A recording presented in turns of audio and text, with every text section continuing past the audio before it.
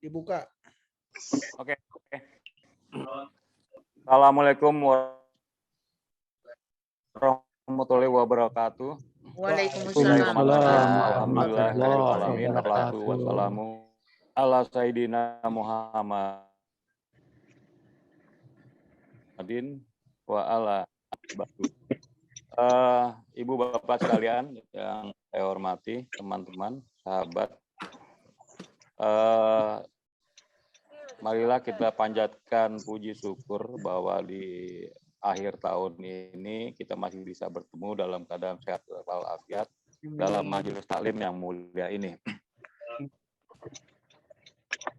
Terima kasih Bang Abu sudah hadir, Kang Abu Marlo. Kebetulan saya cuma baca satu ayat yang cuma ada satunya yang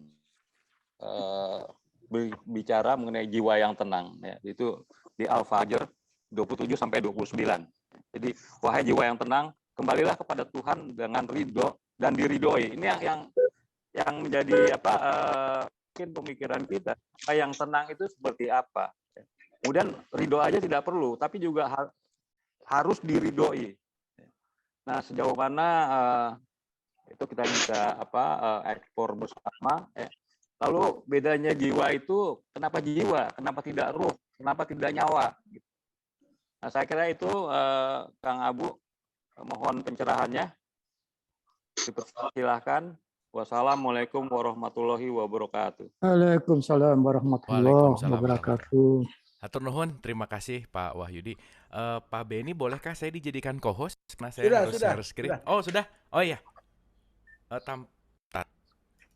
Oh iya, oke. Terima kasih. Saya izin mute dulu semuanya, Ibu. Ini saya belum bisa mute ya. Oh, belum bisa mute ya? Iya, tampaknya belum, Pak. Belum jadi co-host ininya. Masih. Iya, makasih. Bismillah.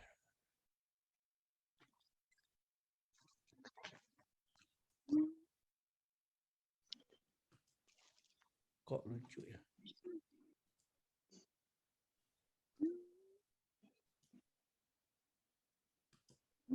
Udah saya masukin tuh co-host.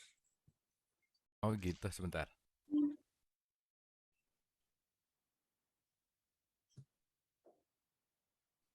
Atau hostnya boleh dikesayain dulu, nanti dibalikin lagi ke Pak Beni.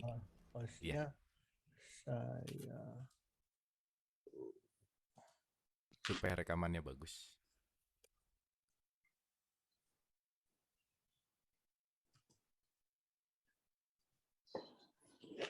Baik, terima kasih. Terima kasih. Baik, Ibu dan Bapak yang dirahmati Allah, saya izin untuk mute dulu semuanya supaya nanti rekamannya bagus. Di tengah-tengah ada sesuatu yang mau didiskusikan atau ditanyakan, boleh lewat chat ataupun nanti di akhir kita akan ada tanya jawab dan diskusi gitu ya kira-kira. Turnuhun, terima kasih. A'udzubillahi minasyaitonirrajim. Bismillahirrahmanirrahim. Robbi a'udzubika min hamazati sayatin wa a'udzubika robbi ayahdurun. Robbis roh sodri wa yasirli amri wahlul uqdatam min lisani yafqahu qauli. Assalamualaikum warahmatullahi wabarakatuh. Alhamdulillahirrabbilalamin, segala puji-puji milik Allah subhanahu wa ta'ala yang atas rahmat karunia kasih sayangnya. Alhamdulillah pada pagi hari ini kita dikumpulkan di taklim yang mulia ini, yang alhamdulillah pada pagi hari ini kita masih diberikan waktu oleh Allah untuk sama-sama belajar, bersilaturahim, kita sama-sama meniti ke dalam diri kita, yang insya Allah juga kita berdoa dan bermunajat senantiasa kajian kita ini, perkumpulan kita ini, silaturahim kita ini diridhoi oleh Allah subhanahu wa ta'ala. Amin, amin ya Allah ya rabbal alamin. Salawat serta salam tadi juga kita lupakan, kita sampaikan kepada seluruh nabi dan rasul, wabil khusus baginda kita Rasulullah Muhammad SAW, kepada para sahabat-sahabatnya, tabiin, pemuka-pemuka agama, wali Allah, pejuang-pejuang bangsa, dan mudah-mudahan sampai kepada kita sampai akhir zaman. Amin, amin, amin ya Allah ya rabbal alamin. Ibu dan Bapak sehat ya semua? Alhamdulillah pagi hari ini kita berkesempatan untuk sama-sama belajar. Dan saya tidak bosan-bosan mengingatkan bahwa saya di sini bukan mau ceramah, Ibu dan Bapak, bukan mau tausiah apalagi mau mengajari, tetapi saya di sini hanya ingin berbagi yang insya Allah nanti kita akan sama-sama belajar. Jadi di awal ini yang ingin selalu saya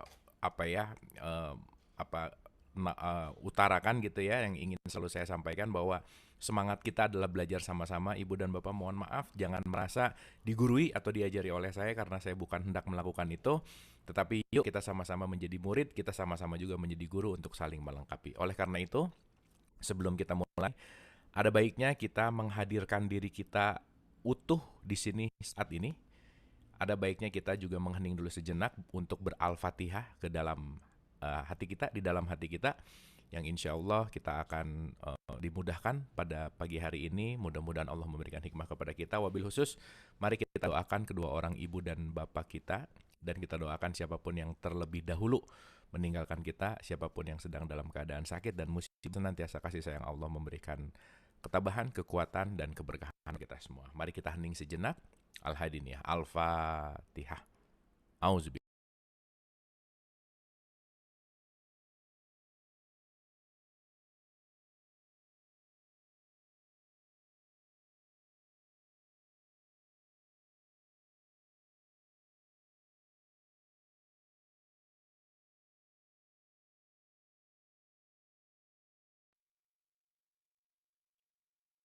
Amin, amin, amin, ya Allah, ya Rabbal Alamin. Baik, Ibu dan Bapak rahmatullahi Allah, hari ini kita akan membahas dan kita akan menelaah gitu ya.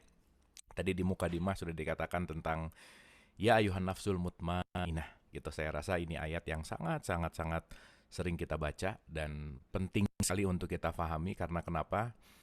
Kualitas kesadaran kita itu tergantung surat Al-Fajr ini betulnya. Nanti kita akan mengerti bahwa ini adalah hal yang paling esensial ketika jiwa kita menemui hal yang mutmainah, karena nanti kita akan mengerti juga bahwa jiwa itu memiliki lapisan-lapisan. Ada kata-kata yang sangat sering kita dengar juga, yang saya rasa ini juga populer banget gitu ya. Kalimatnya begini, Bu, Pak. Man arafah nafsah faqad arafah robbah. Siapa yang mengenal dirinya, dia akan mengenal Tuhannya. Menariknya, hari ini tuh banyak orang yang sedang tidak mengenal dirinya gitu.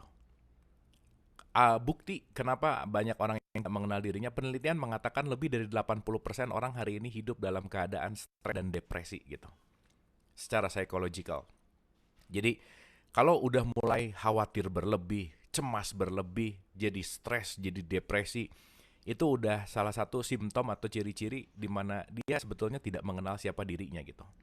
Di situ nanti akan menjadi ciri-ciri bahwa dia terlalu sibuk untuk memikirkan orang lain, melihat keluar, menilai keluar, sehingga dia tidak memiliki banyak waktu untuk menelaah ke dalam dirinya untuk mengenal siapa dirinya gitu.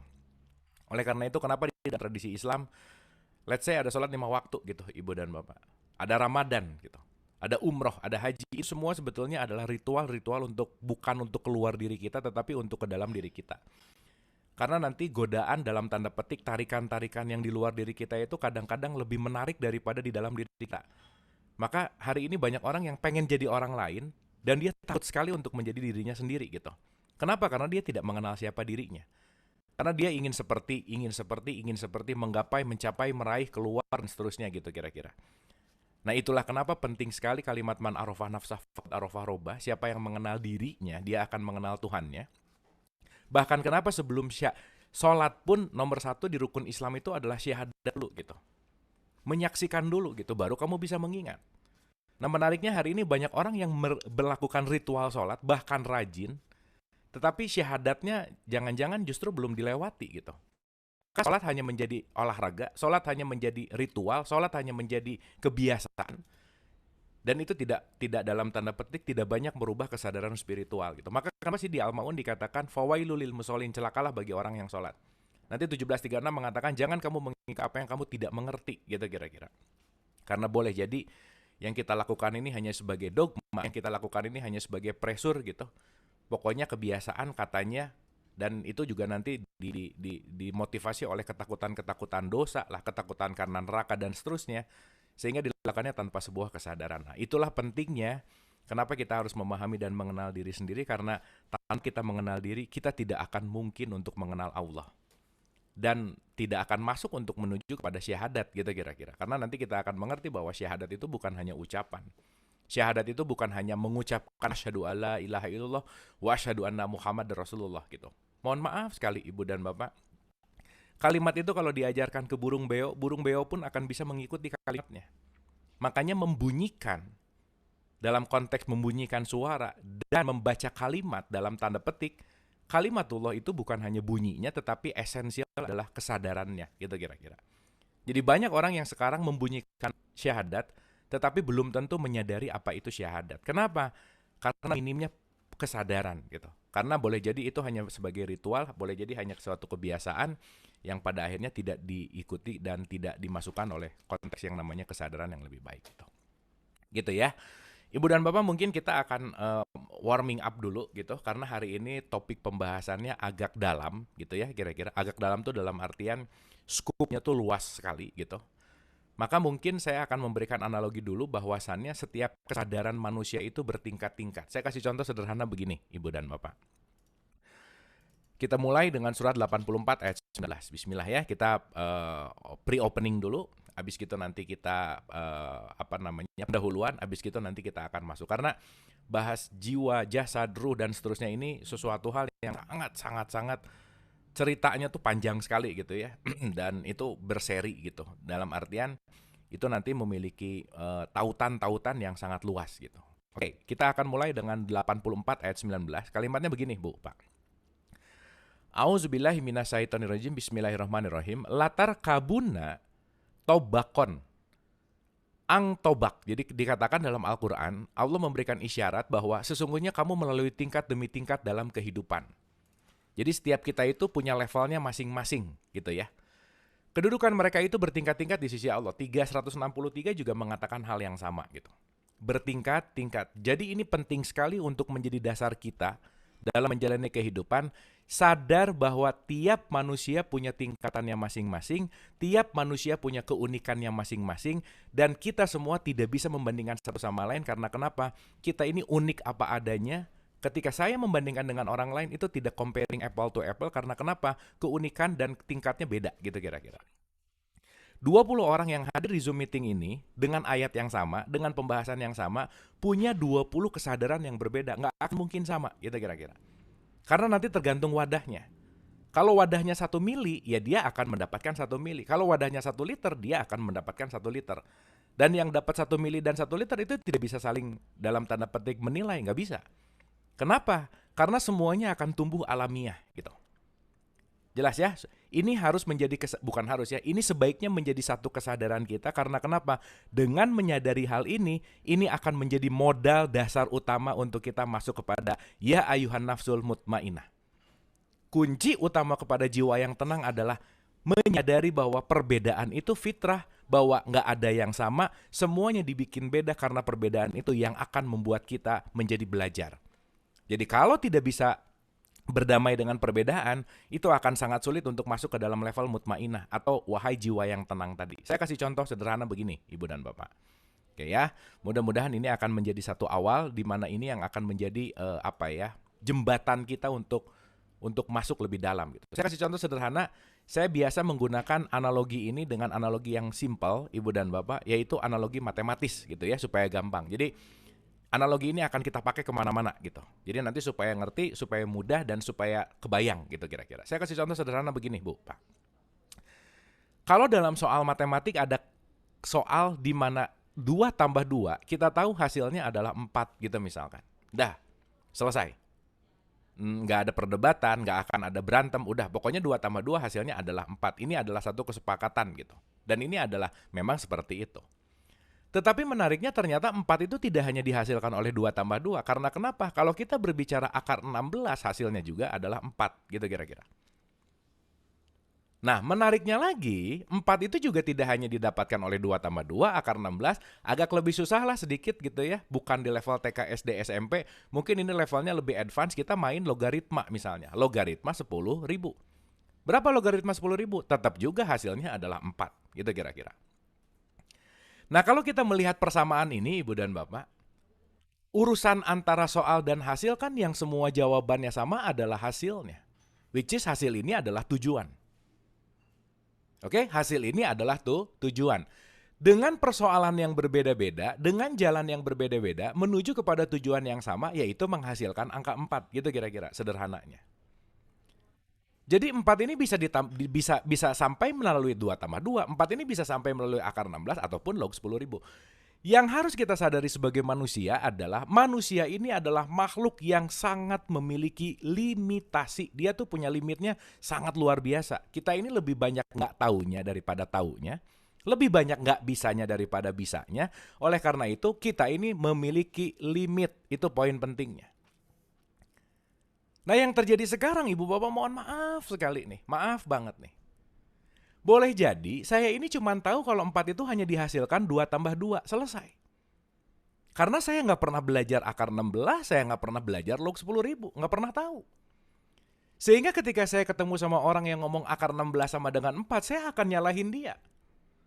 Sehingga ketika saya bertemu sama orang yang ngomong log 10.000 sama dengan 4, saya juga akan menyalahkan dia juga. Kenapa? Karena saya tahu kalau menuju 4 ini hanya 2 tambah 2, gitu kira-kira. Maka ketika hari ini ada orang bilang, kamu sesat, kamu kafir, kamu apa, dia jangan-jangan hanya tahu untuk menuju 4 ini hanya di level tertentu, scoop di sini, padahal banyak hal yang kita sama sekali nggak tahu. Maka ibu bapak yang dirahmati oleh Allah tidak akan masuk kepada yang namanya mutmainah ketika kita hidup terlalu banyak judgement. Karena kenapa? Kita merasa bahwa limit kita yang paling terbaik, limit kita yang paling kita ketahui, yang lain salah. Itu nggak mungkin akan masuk ke dalam level mutmainah, nggak mungkin aja udah. Maka yang penting untuk kita sadari adalah banyak jalan menuju kepada 4. Ini kalau kita analogikan, banyak jalan menuju kepada Tuhan. Jalan kembali kepada Tuhan, jalan kembali kepada Allah, sejumlah ruh yang ditiupkan, dan itu tidak terlimitasi oleh pengetahuan dan kesadaran kita per saat ini. Karena kenapa? Boleh jadi kita menyalahkan jalan orang lain, tetapi karena kita belum tahu bahwa jalannya juga menuju kepada Tuhan, gitu kira-kira. Makanya ibu bapak mohon maaf banget, orang 2 tambah 2 itu akan mengkafir-kafirkan log 10.000 karena kenapa? Dia nggak tahu kalau log 10.000 juga hasilnya 4, gitu kira-kira. Jadi kalau dianalogikan, ada orang yang ada di kelas 2 tambah 2 di akar 16 di log 10.000, itu tergantung kita. Sholat, ada sholat di 2 tambah 2, ada sholat di log 10.000. Orang Islam, ada Islam di 2 tambah 2, ada Islam di log 10.000. Tergantung dari kesadaran kita, kedalaman kita terhadap perbedaan, terhadap sesuatu hal, bahwa banyak yang kita tidak tahu, sehingga yuk penting sekali untuk less judgment. Itu yang paling penting gitu. Jelas ya ibu dan bapak ya? Yang udah pasti, kalau dia cuma tahu 4, 2 tambah 2 dan nggak mau menaikkan level lagi bahwa di situ ada akar 16 dan log 10.000, dia akan menjadi rugi aja gitu kira-kira. Kenapa? Sempit pasti. Dan udah pasti kalau orang yang mudah mengkafirkan, orang yang mudah menyalahkan, orang yang mudah menyesatkan, mainnya tuh kurang jauh gitulah kira-kira. Dia hanya berkutat diputar di situ-situ terus, dia nggak tahu banyak sekali sesuatu hal yang dalam tanda petik sangat-sangat beragam dan sangat-sangat luas sekali. So, penting sekali lagi, konteksnya adalah perbedaan itu adalah fitrah. Maka jalan menuju kepada keridhaan Allah adalah tidak bisa melewati, dalam konteks harus dalam tanda petik juga kita menyadari bahwa ada level by level dari setiap manusia. Ini poinnya penting dulu gitulah kira-kira. Maka nanti kalau kita mendengarkan sesuatu yang baru, kita mendengarkan sesuatu yang belum tahu, jangan dulu dijudge, tetapi mari kita kunyah pelan-pelan, kita ambil kebaikannya, karena boleh jadi kitanya belum tahu gitu. Dan saya selalu sering ulang-ulang di mana-mana ibu dan bapak, apapun yang kita dapatkan dari luar diri kita, jadikanlah hanya sebagai informasi tambahan. Karena nanti petunjuk sejati itu nggak datang dari luar, enggak, dari dalam. Yang di luar itu hanya memberikan inspirasi, motivasi, informasi, yang nanti akan mendapatkan petunjuk yang sejati itu semuanya di dalam. Jadi kita kunyah pelan-pelan, icip-icip, rasain, sehingga penting sekali untuk dalam tanda petik ya, kita menggunakan akal gitu kira-kira. Nah oleh karena itu, kenapa kita harus bahas ini dulu? Karena memaknai jati diri itu tergantung levelnya. Oh kalau di 2 tambah 2 levelnya mungkin cuma kulitnya aja, udah. Tapi di akar 16 nanti lebih dalam lagi. Apalagi nanti berbicara di log 10.000. Islam di 2 tambah 2 ya udah, dia cuma ritual aja udah. Makanya dalam konteks tradisi agama misalkan, di 2 tambah 2 ini sering disebut dengan konteks yang namanya syariat. Dia cuma tahu syariatnya. Tetapi naik satu level, dia tahu secara tarekatnya, jalannya menujunya udah lumayan oke. Tetapi bukan hanya syariat dan tarekat, tetapi dia sudah tahu juga hakikatnya. Maka ketiga-tiganya menjadi satu. Disitulah yang disebut dengan yang namanya ma'rifatullah. Dia mulai mengenal Tuhan di mana Nabi Muhammad selalu mengatakan awaludin ma'rifatullah. Maka mengenal Tuhan itu penting sekali. Gimana caranya? Dengan mengenal diri. Gimana caranya? Dengan meningkatkan kesadaran kita, jangan stay di level 2+2, tapi yuk kita meniti ke dalam diri untuk kita masuk ke dalam level yang lebih dalam lagi gitu kira-kira. Kuncinya apa? Mau menerima perbedaan. Kuncinya apa? Mau yang kita udah tahu. Kuncinya apa? Keterbukaan pikiran dan hati gitu kira-kira. Karena once kita udah ngerasa paling benar, once udah ngerasa paling, jangan lupa Ibu dan Bapak, kita sedang hidup di dalam dunia yang sangat dinamis. Gitu ya, kita semuanya mengalir, kita semuanya nggak ada yang stagnan sebetulnya. Bahkan Ibu dan Bapak yang jam 10.29 sekarang bukan Ibu Bapak yang jam 9 pagi tadi, ini udah berubah semuanya. Molekularnya udah berubah, semuanya udah berubah, waktu semuanya udah berubah, kita udah menjadi sesuatu yang baru. Kita tuh pembaru setiap saat sebetulnya. Gitu ya, kira-kira ya Ibu dan Bapak ya. Jadi ini kita pakai sebagai analogi gitu. Jadi nanti kalau saya cerita tentang 2+2 berarti ini level yang paling luar. Akar 16 level pertengahan, log 10.000 itu level yang lebih dalam gitu kira-kira. Dan ini nanti kita akan pakai kemana-mana gitu. Puasa ada yang di 2+2, cuma nahan lapar dan haus, selesai. Umroh cuman di level, atau haji 2+2, cuman pergi, cuman melakukan satu perjalanan fisik, selesai. Tetapi konteks yang akan kita tuju adalah menuju kepada log 10.000 ini, menuju kepada kedalaman hakikat, sehingga nanti kita mengerti hakikatnya lebih dalam. Sholat itu tidak hanya olahraga gitu kira-kira. Tetapi ternyata ada bagian yang penting dari sholat. Saya kasih contoh sederhana aja Ibu Bapak. Survei banyak membuktikan bahwa orang tua tuh nanya ke anaknya, udah sholat atau belum? Selesai. Tetapi sedikit sekali orang tua yang nanya ke anaknya, nah di sholat, iftitah yang nggak ngerti bagian mana nak? Al-Fatihah yang nggak paham bagian mana, gitu kira-kira. Sehingga dianggap ketika sudah mengerjakan gerakan sholat, dia udah sholat dan dia sudah terhubung dengan Allah. Belum tentu. Maka saya selalu ulang-ulang, Ibu Bapak mohon maaf banget, rajin sholat 5 waktu itu belum prestasi di hadapan Allah, belum. Karena yang 5 waktu itu adalah wakernya. Prestasinya setelah sholat justru. Datang dari mana? Datang dari kesadaran ketika saya sholat, di situ dalam konteks kontemplasi, di situ saya menemukan inna sholata tanha anil fahsya'i wal munkar. Sholat mencegah dari perbuatan keji dan munkar. Jadi yang sholat bagian mananya nih? Nah, nanti kita akan mengerti nih. Jangan-jangan jasmaniahnya aja. Jangan-jangan ritual dalam konteks materinya aja, gitu kira-kira. Nah, oleh karena itu, mudah-mudahan kita masuk ke dalam pemahaman. Karena survei juga membuktikan ketika saya tanya tentang banyak orang yang sholat, lebih dari 700 orang yang saya tanya, dan Bapak ketika saya tanya, sholat baca iftitah nggak? Baca. Hafal iftitahnya? Hafal. Gimana bacanya? Inna sholatnya bagus bacaannya, merdu bacaannya. Tetapi begitu ditanya, maknanya apa sih? Jawabannya 90%, wallahu alam bisawab. Nggak tahu isinya apa. Jadi hari ini ada orang yang sholat iftitahnya nggak ngerti, Al-Fatihahnya nggak paham, bacaan pendeknya nggak tahu, Assalamualaikum, selesai. Ritualnya selesai. 2+2 tuh. Tapi apakah dia mengerti esensial spiritualnya? Belum tentu. Maka sholat boleh jadi tidak merubah akhlak karena kenapa? Yang gerak cuman jasmaniahnya, gitu kira-kira. Nah, Ibu Bapak yang dirahmati oleh Allah, hari ini kita akan membedah diri kita. Esensi di dalam konteks yang kita harus mengerti dalam diri kita. Karena kenapa? Nanti kita akan mengerti siapa sih diri sejati kita sebenarnya. Yang jangan-jangan hari ini kita terbuai oleh ilusi yang seakan-akan itu diri kita, padahal itu bukan diri kita sama sekali gitu. Padahal itu hanyalah hologram, itulah hanyalah ilusi, itulah hanyalah sesuatu yang expired, yang dimana kita mempertahankan yang expired, tapi kita lupa mempertahankan untuk menuju kepada keabadian, kembali kepada Allah. Maka Ibu dan Bapak saya selalu mengulang-ulang, jangan terlalu sibuk mencari sesuatu yang pada akhirnya nggak bisa dibawa pulang, gitu kira-kira. Jangan salah fokus kita menghabiskan waktu kepada sesuatu yang akhirnya juga dibawa pulang nggak bisa, gitu kira-kira. Sesuatu yang akan menghantarkan kita pulang, jangan-jangan waktunya nggak banyak, minim. Jangan-jangan untuk mencari hakikat, untuk mencari pengetahuan, untuk mengkaji, untuk masuk ke dalam kesadaran, itu hanya sisa waktu yang dari kesibukan-kesibukan kita, sisanya baru dipakai belajar, gitu kira-kira. Bukan jadi yang primary, gitu intinya. Nah pun di situ nanti kita perlu wisdom, kita perlu kebijaksanaan, dan kita perlu benar-benar fokus, gitu kira-kira. Oke ya, Ibu Bapak ya. Jadi di awal saya pakai analogi ini dulu supaya nanti mudah untuk menganalogikannya, untuk membahasakannya. Jadi sekali lagi, nomor satu syarat mutlak untuk masuk mutmain adalah less judgment. Ada apa-apa jangan disalahin dulu, meskipun nggak sama kita. Meskipun sangat berbeda, ntar dulu gitu. Jangan langsung dijudge. Lihat dulu kenapa dia begitu. Oh iya, disadari bahwa ada perbedaan. Dia melihatnya dari konteks, kalau ngelihat gajah buntutnya, ada yang ngelihat gajah itu belalainya dan seterusnya lah gitu kira-kira. Maka waktu mendescribe gajah ada yang bilang kecil, ada yang bilang panjang. Tar dulu nih.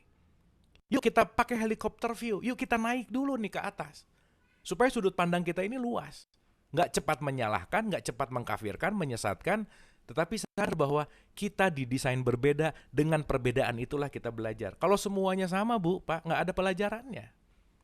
Justru kita akan sangat mendapatkan pelajaran dari sesuatu yang paling berbeda dengan kita. Maka sekali lagi, perbedaan adalah anugerah, sesuatu yang dihadirkan kepada kita berbeda, itu adalah rejeki supaya kita bisa mengenal diri, itu poin pentingnya. Jelas ya? Nah, sekarang kita harus mengerti dulu nih. Who am I? Siapa sih diri saya? Gitu ya. Diri saya yang sejati itu yang mana sih? Gitu intinya. Karena ketika saya tidak mengenal jati diri, kalau saya nggak tahu siapa diri kita, kalau saya nggak ngerti dan tidak memaknai siapa diri sejati, kita akan terjebak sama nama. Contoh sederhana. Ketika ada orang yang baru ketemu, datang, atau kita ketemu, dia nanya, Anda siapa? Apa yang akan kita jawab, Bu, Pak? Nama kita kan? Misal ada orang nanya, kamu siapa? Saya Abu. Abu itu yang mana? Yang mana sih si Abu gitu? Terus saya nunjuk ke dada saya, yang ini. Enggak, itu kan dadanya. Si Abu itu yang mana? Abu itu apakah nama, apakah diri sejati? Jabatan itu apakah diri sejati atau dia tempelan kepada nama kita? Identitas dan personalitas. Harta ini apakah diri saya atau itu yang nempel sama diri kita? Jangan-jangan kita ini terlalu fokus kepada yang nempel, yang diri sejatinya jadi nggak sadar. Dan nanti kita akan mengerti bahwa kita bukan nama kita bukan status sosial kita bukan jabatan kita. Itu semua ada masa berlaku, ada expirednya.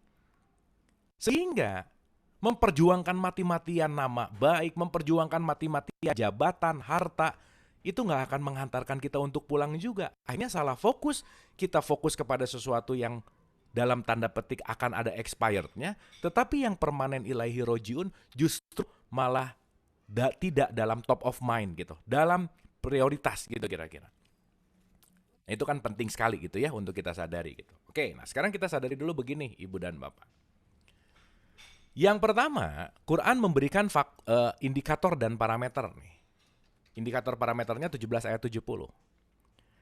Auzubillahi minasyaitonirrajim, bismillahirrahmanirrahim. Dan sesungguhnya telah kami muliakan anak-anak Adam, kami angkut mereka di daratan dan di lautan, kami beri mereka rezeki yang baik-baik, dan kami lebihkan mereka dengan kelebihan yang sempurna. Ini garis bawah dulu nih. Manusia adalah produk terbaik ciptaannya Allah.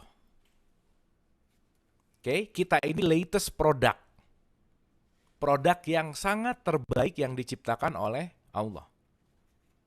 Oke, pertanyaan nih. Ini sering banget ya kalau ada pertanyaan simpel. Siapa makhluk Allah yang paling mulia dan sempurna? Semua udah akan ngomong jawab langsung manusia aja. Mau dia ngerti, nggak dia ngerti, pokoknya bunyi aja. Tapi begitu in depth ditanya, kenapa? Mulai agak bingung biasanya. Kenapa ya? Karena kalau dibandingkan Ibu dan Bapak, maaf ya kita pakai perbandingan sedikit. Kita sampai hari ini belum pernah baca berita matahari komplain untuk keluar 1 hari aja. Kita belum pernah dengar berita matahari telat untuk terbenam 1 detik aja. 1 detik terbenamnya matahari telat itu semua semesta akan acak-acakan dalam tanda petik. Karena kenapa? Dia akan memengaruhi semua perputaran edar, garis edar, dan seterusnya. Matahari makhluk Allah, manusia makhluk Allah. Pertanyaannya, kapan matahari membangkang kepada Allah, Bu? Nggak ada. Kapan bintang bulan membangkang kepada Allah? Nggak ada. Kalau Allah pengen matahari terbit jam 5, dia akan terbit jam 5, terbenam jam 6, dia akan terbenam jam 6. No complain sama sekali. Sementara yang disebutkan yang paling mulia dan sempurna yaitu manusia, Ada nggak manusia yang Allah nyuruh A, ngerjainnya B? Disuruh bersegera, dinanti-nanti. Kan gitu kira-kira. Jadi kalau mau dibandingkan, ibadah kita sama matahari itu nggak ada apa-apanya, Bu. Dalam tanda petik ya. Karena kenapa? Matahari nggak pernah komplain. Nggak pernah membangkang. Nah sekarang yang membuat kita spesial tuh apa sih? Yang membuat manusia spesial itu apa? Gitu kira-kira. Ternyata nanti kita mengerti ada satu komponen yang tidak dimiliki makhluk lain yang spesial diberikan hanya kepada manusia. Dan itulah yang membuat kita menjadi makhluk yang spesial. Nanti pada akhirnya yang membuat kita spesial adalah satu-satunya makhluk yang diberikan pilihan dalam hidupnya itu cuma manusia. Mau memilih mendekat kepadaku silahkan, mau memilih menjauh daripadaku juga silahkan. Your choice. Matahari nggak dikasih pilihan, bulan nggak dikasih pilihan, maka mereka tidak bisa membangkang. Hanya manusia yang punya pilihan di dalam hidupnya. So itu yang membuat kita mulia dan sempurna. Pertanyaannya, datangnya dari mana itu pilihan? Kok kita bisa memilih? Komponen apa yang tidak diberikan kepada makhluk lain? Hal apa yang tidak disediakan di makhluk lain, sementara kita diberikan sama Allah sebuah pilihan.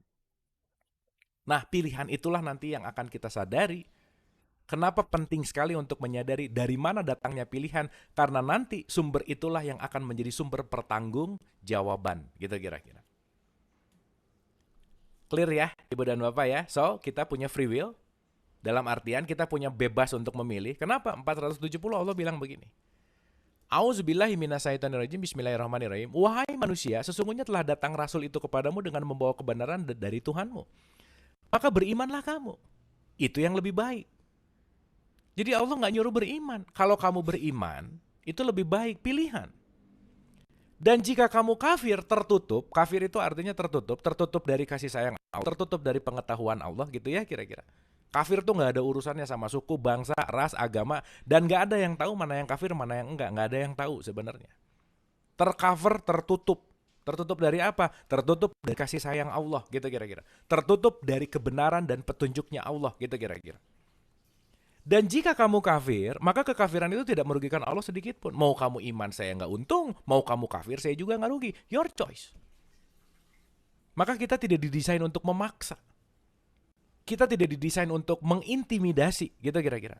La ikraha fid-din, tidak ada paksaan dalam konteks kesadaran Islam. 4045 mengatakan, kami lebih mengetahui tentang apa yang mereka katakan dan kamu sekali-kali bukanlah seorang pemaksa terhadap mereka. Nggak bisa, kenapa? Perubahan hanya datang dari kesadaran, bukan dari paksaan. Tugas kita hanya memberikan berita gembira, tugas kita hanya memberikan inspirasi, motivasi, dan hanya berbagi informasi, selesai. Gitu ya. Jadi sekali lagi, hidup adalah pilihan. Dan pilihan itu yang membuat dan membawa kita menjadi makhluk yang paling mulia dan sempurna. Karena kenapa? Mau beriman silahkan, mau enggak terserah. Karena iman aku enggak untung, kafir aku enggak rugi kata Allah. Kenapa? Ya semua langit bumi juga punya aku. Ini kan adalah pembelajaran hidupmu. Maka saya selalu menyebut hidup ini adalah the school of life. Kita lagi sekolah untuk sadar. Kita lagi ada di dalam konteks yang namanya perjalanan sekolah dalam kesadaran. Maka ibu bapak nanti kita akan mengerti harta yang paling terbesar tidak ada nilainya dalam kehidupan ini adalah kesadaran. Mau punya uang sebanyak apapun, mau sehat gimana pun, mau jabatannya tinggi, nggak punya kesadaran, nggak akan happy aja udah. Sulit tenang aja hidupnya. Boro-boro mau masuk mutmainah gitu misalkan. Karena kenapa? Kuncinya adalah kesadaran. Karena kenapa? Mau harta, mau jabatan, mau semua apapun itu ada limitasinya. Itu akan expired. Sehingga kita penting sekali untuk fokus mana yang terlimitasi dan mana yang abadi. Karena kita akan kembali kepada keabadian. Ilaihi roji'un. Dan jangan lupa, kita ini juga berasal dari Dia. Innalillahi. Jadi kita datang ke sini cuma mampir sebentar, kita cuma datang sebagai tamu untuk belajar. Maka jadilah tamu yang sopan dan baik gitu kira-kira. Di mana tamu nggak pernah punya hak untuk memiliki, cuma dipinjemin. Karena segala sesuatu hanya milik Allah. Tapi uniknya manusia udah jelas-jelas kita datang di sini bertamu, merasa memiliki lagi. Buktinya apa? Manusia sering merasa kehilangan. Karena sejatinya yang pantas merasa kehilangan adalah sang pemilik. Kita tuh nggak pernah punya apa-apa sebetulnya.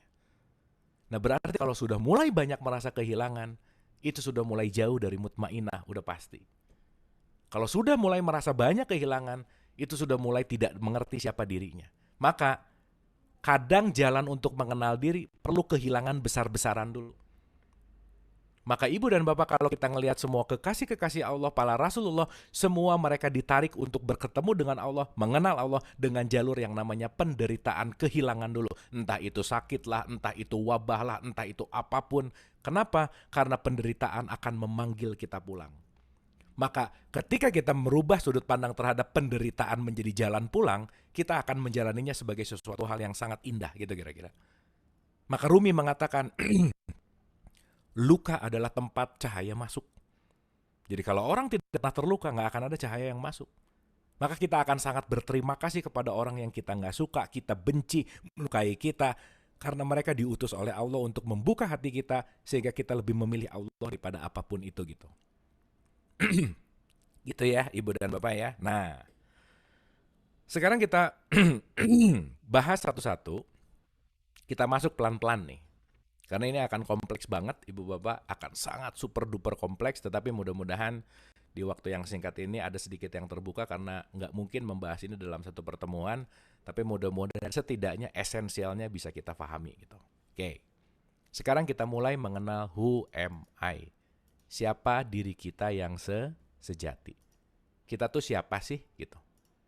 Atau lebih tepatnya ya mengenal diri gitu ya. Intinya mengenal diri gitu. Dalam artian mengenal diri di sini ya nggak mungkin, sekali lagi, man arafah nafsah faqad arafah robah. Siapa mengenal dirinya, pasti dia akan mengenal Tuhannya gitu ya kira-kira. Nah, saya kasih contoh begini ibu dan bapak. Oke, punten ya, saya pakai slide dulu supaya nanti mudah. Oke, who am I? Saya mengutip dari satu statementnya Cardin, gitu ya. Dia mengatakan begini, we are not humans having spiritual experience. We are spiritual beings having a human experience. Jadi hari ini tuh banyak yang terbalik. Menyangka kita adalah manusia yang punya ruh, gitu kira-kira. Padahal kita ini adalah ruh yang sedang belajar jadi manusia. Itu dulu nih. Kita kebalik, mana subjek, mana objek, mana primer, mana sekunder. Kadang-kadang kita jadi kebalik. Gitu ya. Ini penting banget untuk kita buka dulu di awal. Sekali lagi ibu dan bapak, yuk ini kita berbicara di log 10.000. Jadi mudah-mudahan kita terbuka, mudah-mudahan kita sangat bisa untuk menerima informasi baru gitu ya kira-kira. Karena mungkin ini akan changing paradigm. Dan ini akan menjadi game changer sih sebetulnya. Kenapa? Begitu kita merubah paradigma, mengerti dan mengenal dan memahami lebih dalam, ya pasti itu akan benar-benar merubah pola kehidupan kita gitu. Jadi yang nomor satu harus kita sadari dulu, we are not humans having a spiritual experience, we are spiritual beings having a human experience. Ini poin yang penting banget. Kita bukan manusia yang punya ruh, tetapi kita adalah ruh yang sedang belajar jadi manusia. Yuk kita lihat analoginya seperti apa, gambarannya seperti apa. Ibu bapak, kalau ada orang meninggal, refleks kita bicara innalillahi wa inna ilaihi rojiun. Saya rasa ini semuanya udah bukan hafal lagi lah. Ini udah benar-benar di subconscious, automatic ada meninggal, terucap aja langsung. Saking udah seringnya berulang-ulang, gitu kira-kira. Tapi balik lagi, ucapan itu ada yang diucapkan plus disadari, dan ada yang diucapkan karena satu kebiasaan. Maka ada kebiasaan dan ada keputusan. Maka kalau sholatnya dalam kebiasaan, bisa jadi Allahu Akbar, rokaat 2, rokaat 3 ya. Itu biasanya kebiasaan tuh sholatnya, bukan keputusan. Karena kehilangan kehusyuan di situ. Karena hanya menjalankan pengulangan, gitu kira-kira. Nah kembali lagi, ketika kata innalillahi wa inna ilaihi rojiun, kita coba pakai keputusan untuk mengerti maknanya. Oke, sederhananya kalimat ini berarti innalillah, semua berasal dari Allah. Ini kalimatnya semuanya inna, sesungguhnya semua kamu datang dari aku. Ibu bapak, kita ngerti ini aja, di bagian basicnya lah, nggak usah terlalu dalam-dalam banget. Ini udah menjawab esensi hidup sih sebenarnya. Oh, saya datang dari Allah dan saya mau kembali ke Allah. Dah, sesimpel itu.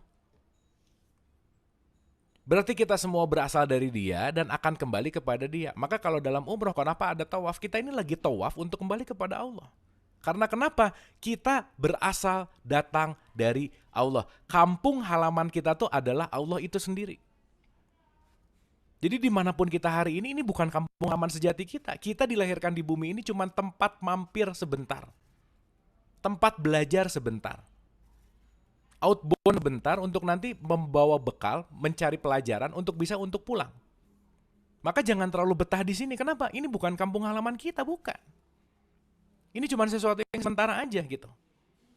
Tapi kan paradigmanya jadi ketukar kalau kita ngelihat bahwa terlalu menikmati ini, terlalu pengen ini, terlalu ambisius. Akhirnya apa? Kebanyakan orang takut mengalami kematian. Ciri-ciri yang belum mutmainah, dengar kata mati itu takut, Bu. Padahal ibu bapak mohon maaf banget. Kita bukan di rumah sejati, kita ini mau pulang. Ibu bapak mohon maaf nih, waktu kita zaman sekolah, yang ditunggu-tunggu sekolah apa sih waktu sekolah? Yang ditunggu-tunggu waktu jam sekolah itu apa? Bel pulang. Betapa bahagianya begitu bel pulang bunyi, tring gitu. Oh, happy banget. Berarti kan mau pulang tuh harusnya happy. Nah sekarang kenapa pada takut gitu ya kira-kira? Mau pulang ke rumah sejatinya malah justru nggak jadi nggak nyaman gitu. Jangan-jangan pengetahuan tentang rumah sejatinya nggak banyak. Dan menganggap bahwa sekarang sudah ada di rumah sejatinya. Antara yang sejati dan sementara ketukar, salah fokus, sehingga dia tidak mengerti gitu kira-kira. Nah, nanti kita akan mengerti itulah dunia ilusional. Itu yang disebut dengan yang namanya dunia gitu. Nah, anyway, semua berasal dari Dia, starting point-nya sama nih. Mau kembali kepada Dia, finish line-nya juga sama. Kalau ngerti ini ibu bapak, udah kita tuh nggak akan ngejelekin orang kok. Kalau paham ini kita tuh nggak akan merendahkan orang. Kenapa? Kita semua tuh satu kampung, mau gimana pun juga. Mau kulit hitam, kulit putih, kulit kuning, mau A, B, C, mau merah, apapun lah. Kita datang dari sumber yang sama gitu. Kita tuh teman kampung sebenarnya. Cuman dilahirkan di tempat yang berbeda sehingga kita lupa. Karena kenapa? Yang lebih menonjol adalah keduniawiannya, kesementaraannya. Nanti itu akan berkaitan sama ego sehingga dia lupa titik sejatinya datang dari mana. Makanya kan kenapa Allah mengatakan wa ma arsalnaka illa rahmatan lil alamin. Kamu mengutus kamu untuk menjadi rahmat bagi semesta alam. Semesta alam semuanya. Kenapa? Karena semua datang dari aku, kata Allah. Kan ini kalau orang-orang kurang paham ngomong la ilaha illallah tapi benci sama orang, aneh gitu sebetulnya. Semua hanyalah Allah, tidak ada Tuhan selain Allah, semua datang dari Dia. Ada perbedaan langsung menyalah-nyalahkan gitu. Dalam tanda petik. Ngerasa lebih baik gitu kira-kira. Ah, jangan-jangan kesadaran ketuhanannya juga hanya dalam batasan ucapan gitu kira-kira. Jelas ya ibu bapak ya? Jadi semua datang dari mana? Sumbernya sama. Mau pulangnya juga ke tempat yang sama. Dah gitu intinya. Oke. Saya sering menyebutkan ini namanya adalah the true source. Sumber sejati. Kita datang dari sumber yang sama dan akan kembali kepada sumber itu juga. Jadi kita sekarang lagi piknik sebentar, mampir sebentar, mau menuju pulang. Yuk, jangan terlalu betah di tempat pikniknya. Ini ilusi semuanya. Jangan terjebak di sesuatu hal yang penuh dengan expired, gitu kira-kira. Gitu ya. Kita harus cross the line, kita harus nyebrang ke kesadaran lebih dalam. Jangan cuma ngelihat faktor eksternalnya, gitu kira-kira. Tapi kita masuk lebih dalam untuk mengenal jati diri kita yang sejati gitu. Oke. Sampai sini oke, Ibu Bapak? Aman ya? Ibu Bapak ini jadi serius-serius amat ya? Sampai sini clear ya, Ibu Bapak? Kita santai aja, relax aja. Ibu Bapak boleh sambil minum, cemil-cemil. Santai ya, jangan terlalu serius. Ibu Bapak kita relax aja. Oke, bismillah ya. Oke, ini kita masuk ke pre-opening sedikit lagi nih. Dan yang penting kita paham dulu platform ini. Kalau kita udah mulai paham dan menerima itu poin pentingnya. Gitu ya, penerimaan tuh penting banget Bu, Pak. Meskipun apa yang kita terima mungkin jauh dari apa yang kita tahu, berbeda dari apa yang kita tahu, buka dulu gitu kira-kira. Karena kalau kita nggak terbuka, informasi yang bermakna yang mahal banget nggak akan masuk gitu. Kasarannya kalau gelasnya penuh, gimana mau diisi lagi gitu kira-kira. Yuk kita kosongkan gelas sama-sama. Karena kenapa? Banyak yang kita tidak tahu daripada yang kita tahu, itu sih poin pentingnya. Oke, straight to the point. Ibu Bapak, ini kalau dibahas detail, part by part, ada 8 buku kali, dan ini mungkin perlu sekitar 12 pertemuan gitu, tetapi mudah-mudahan ini akan ada penyederhanaan, kemudahan, supaya yang penting konsepnya kita paham gitu ya kira-kira. Bismillah. Bismillah, mudah-mudahan bisa disampaikan dengan simple gitu kira-kira. Oke, yuk sekarang kita baca ayat ini baik-baik. Karena ayat ini sering kita baca, ayat ini sering banget kita maknai gitu kira-kira.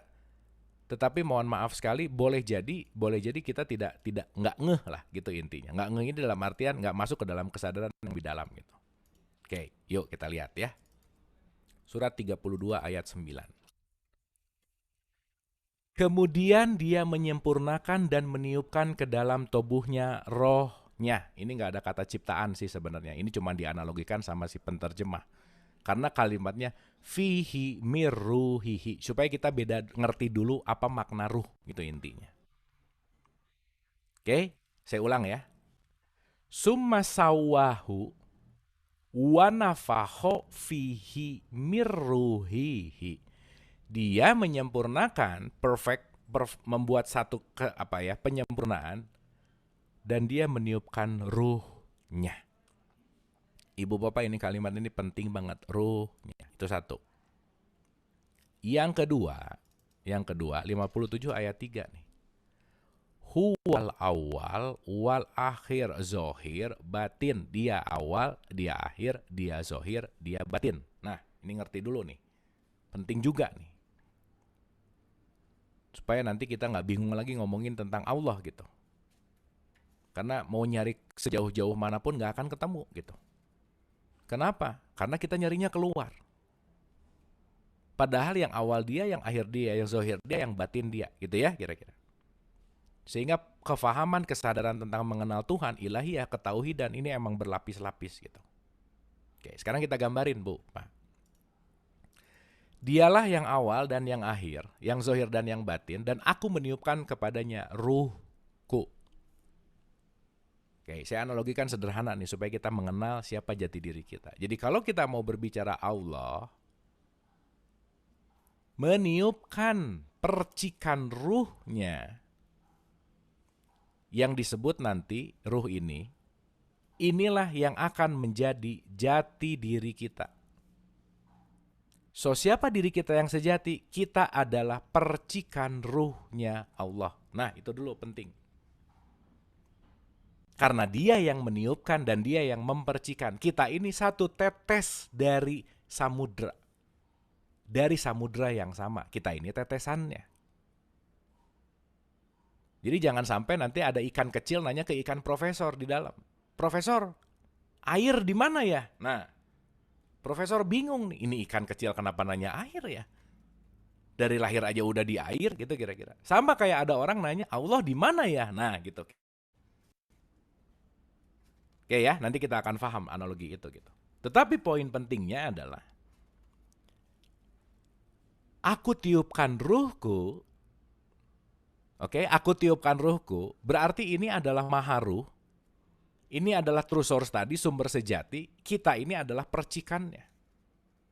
Maka ini disebut huwal awal wal akhir, yang awal dan yang akhir. Ini adalah sumber. Ya, saya sebut sumber aja. Kita ini bagian dari sumber. Gitu ya, Ibu dan Bapak ya. Berarti sumber ini bentuknya apa? Nur. Maka 24 ayat 35 Allah mengatakan, Allahu nur, cahaya. Cahaya ini apa sih? Energi. Jadi kita ini sebetulnya adalah cahaya, Bu. Cuma nggak terlalu terang. Kenapa? Cahayanya banyak ketutup. Dah gitu kira-kira. Nanti kita ngerti apa yang nutup. Jadi Ibu Bapak, kita lagi melakukan perjalanan apa? Perjalanan cahaya sebetulnya. Dari cahaya menuju kepada cahaya. So, you are the light. Tapi mungkin cahayanya sedang tertutup. Makanya nggak terang-terang banget gitu misalkan. Dan nanti kita akan mengerti. Yang menutupnya apa gitu kira-kira. Sampai sini oke ya, Ibu Bapak ya. Jadi kita ngerti dulu. Jadi nanti kalau Ibu Bapak lagi bercermin, sadari itu lagi cuman ngelihat casing, udah. Sejatinya Ibu Bapak lagi lihat cahaya, gitu intinya. Ya, nanti kita akan ngerti lebih dalam, lebih detail. Tapi poin pentingnya sadari dulu bahwa tubuh kita, penampilan kita, apa yang kita lihat di depan cermin, itu bukan diri sejati kita. Dirimu bukan namamu, dirimu bukan jabatanmu, dirimu bukan status sosialmu. Itu yang ditempelkan kepada sesuatu yang sejati, tetapi itu bisa lebih realitas daripada diri kita yang sejati. Maka maaf banget, yang ketabrak mobil, yang sakit hatinya. Nggak ngaruh ya? Ya, mobilnya yang ditabrak tapi yang sakit hati dalamnya, gitu kira-kira. Berarti jangan-jangan emang melekat banget tuh sama mobil, misalkan. Yang dijelekin namanya, yang sakit hatinya. Gitu ya kira-kira. Maka realitas di luar kok kerasa di dalam nih. Gitu. Yang diturunkan jabatannya tapi ya stres di dalam gitu.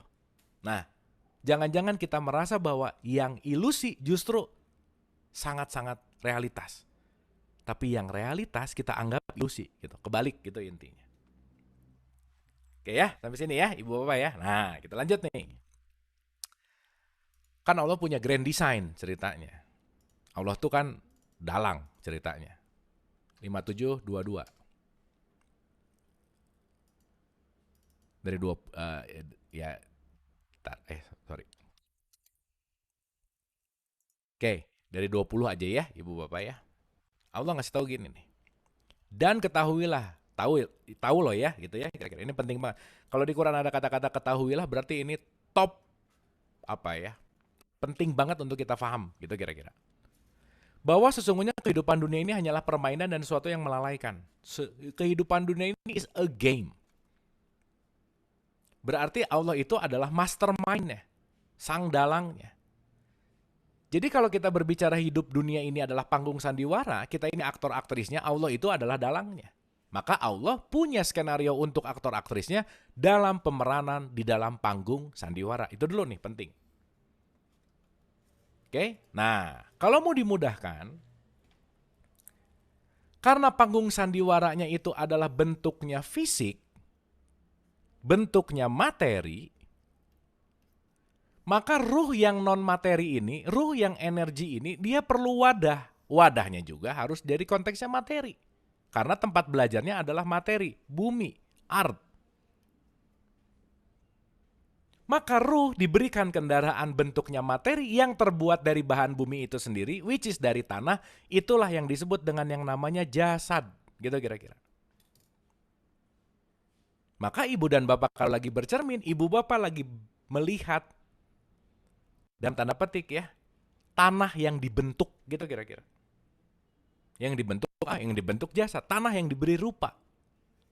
Maka apa yang kita lihat di depan cermin maksimal hanya akan kembali ke tanah. Maka jasmania, jasad, maksimal dia akan pergi ke tanah kusir, selesai. Gitu ya. Maka di sini udah jelas dong, ada bagian non-fisik, ada bagian fisik. Ada jasmani, ada ruhani. Maka kalau sekarang terlalu sibuk mikirin skincare, kulitnya akan glowing, tapi soul care-nya atau spirit care-nya jangan-jangan nggak glowing. Karena kenapa? Dia hanya mempertahankan unsur jasadnya supaya jasadnya tetap terawat, nutrisi jasadnya dikasih, tapi nutrisi ruhaninya nggak pernah disirami, gitu kira-kira. Maka kalau program TV bahasanya siraman ruhani, gitu kira-kira. Sholatnya jangan-jangan cuma menggerakkan jasad, tapi nggak sampai kepada ke dalam, gitu kira-kira. Puasanya gitu, umrohnya gitu, yang akhirnya apa? Ritual hanya ada dalam konteks yang namanya jasmania. Which is oke, untuk 2 tambah 2, nggak apa-apa lah. Tapi masa mau di level jasad terus sih ibadahnya, gitu kira-kira. Sehingga nanti kita mengerti, oh ternyata, sekali lagi, saya adalah ruh yang lagi dikasih kemasan jasad. That's it, itu dulu nih, poin pentingnya. Berarti ketika saya melihat jasad yang lain, saya tahu isinya datang dari tempat yang sama. Maka ketika saya belajar mulai mengenal isi daripada jasadnya, disitulah kesadaran ruhaniah akan semakin datang. Maka saya sudah mulai mengerti bahwa bukan siapa yang datang untuk apa dia datang, tetapi pesan apa yang hendak disampaikan karena tahu isi dari siapa yang datang adalah percikan yang sama, gitu kira-kira. Maka ibu bapak, kita keluar semuanya beda. Status sosial beda, warna kulit beda, agama beda, semuanya beda. Tapi kita ke dalam, gak ada yang beda, semuanya sama. Karena kita ke dalam, semuanya adalah percikannya dia. Pertanyaannya, apakah kita bisa mengalahkan ego benar dan salah, bahwa saya lebih baik daripada dia, dan seterusnya, untuk lebih merendahkan tingkat bahwa di luar diri saya, itu adalah percikan yang sama. Maka mutmain hanya bisa diberikan kepada orang-orang yang melihat kesadaran bahwa kamu adalah aku yang lain. Kalau saya menyakiti kamu, berarti saya sedang menyakiti diri saya. Maka berbuat baik untuk orang lain adalah berbuat baik juga untuk diri sendiri. Maka nggak ada cara yang terbaik untuk menolong diri sendiri kecuali menolong orang lain. Disitulah kita penting sadar bahwa kita semua datang dari tempat yang sama. Inilah yang disebut dengan yang namanya unity. Atau bahasa Qur'annya disebut tauhid, persatuan. Kita datang dari tempat yang sama. Kita ini menyatu semuanya kepadanya, gitu kira-kira.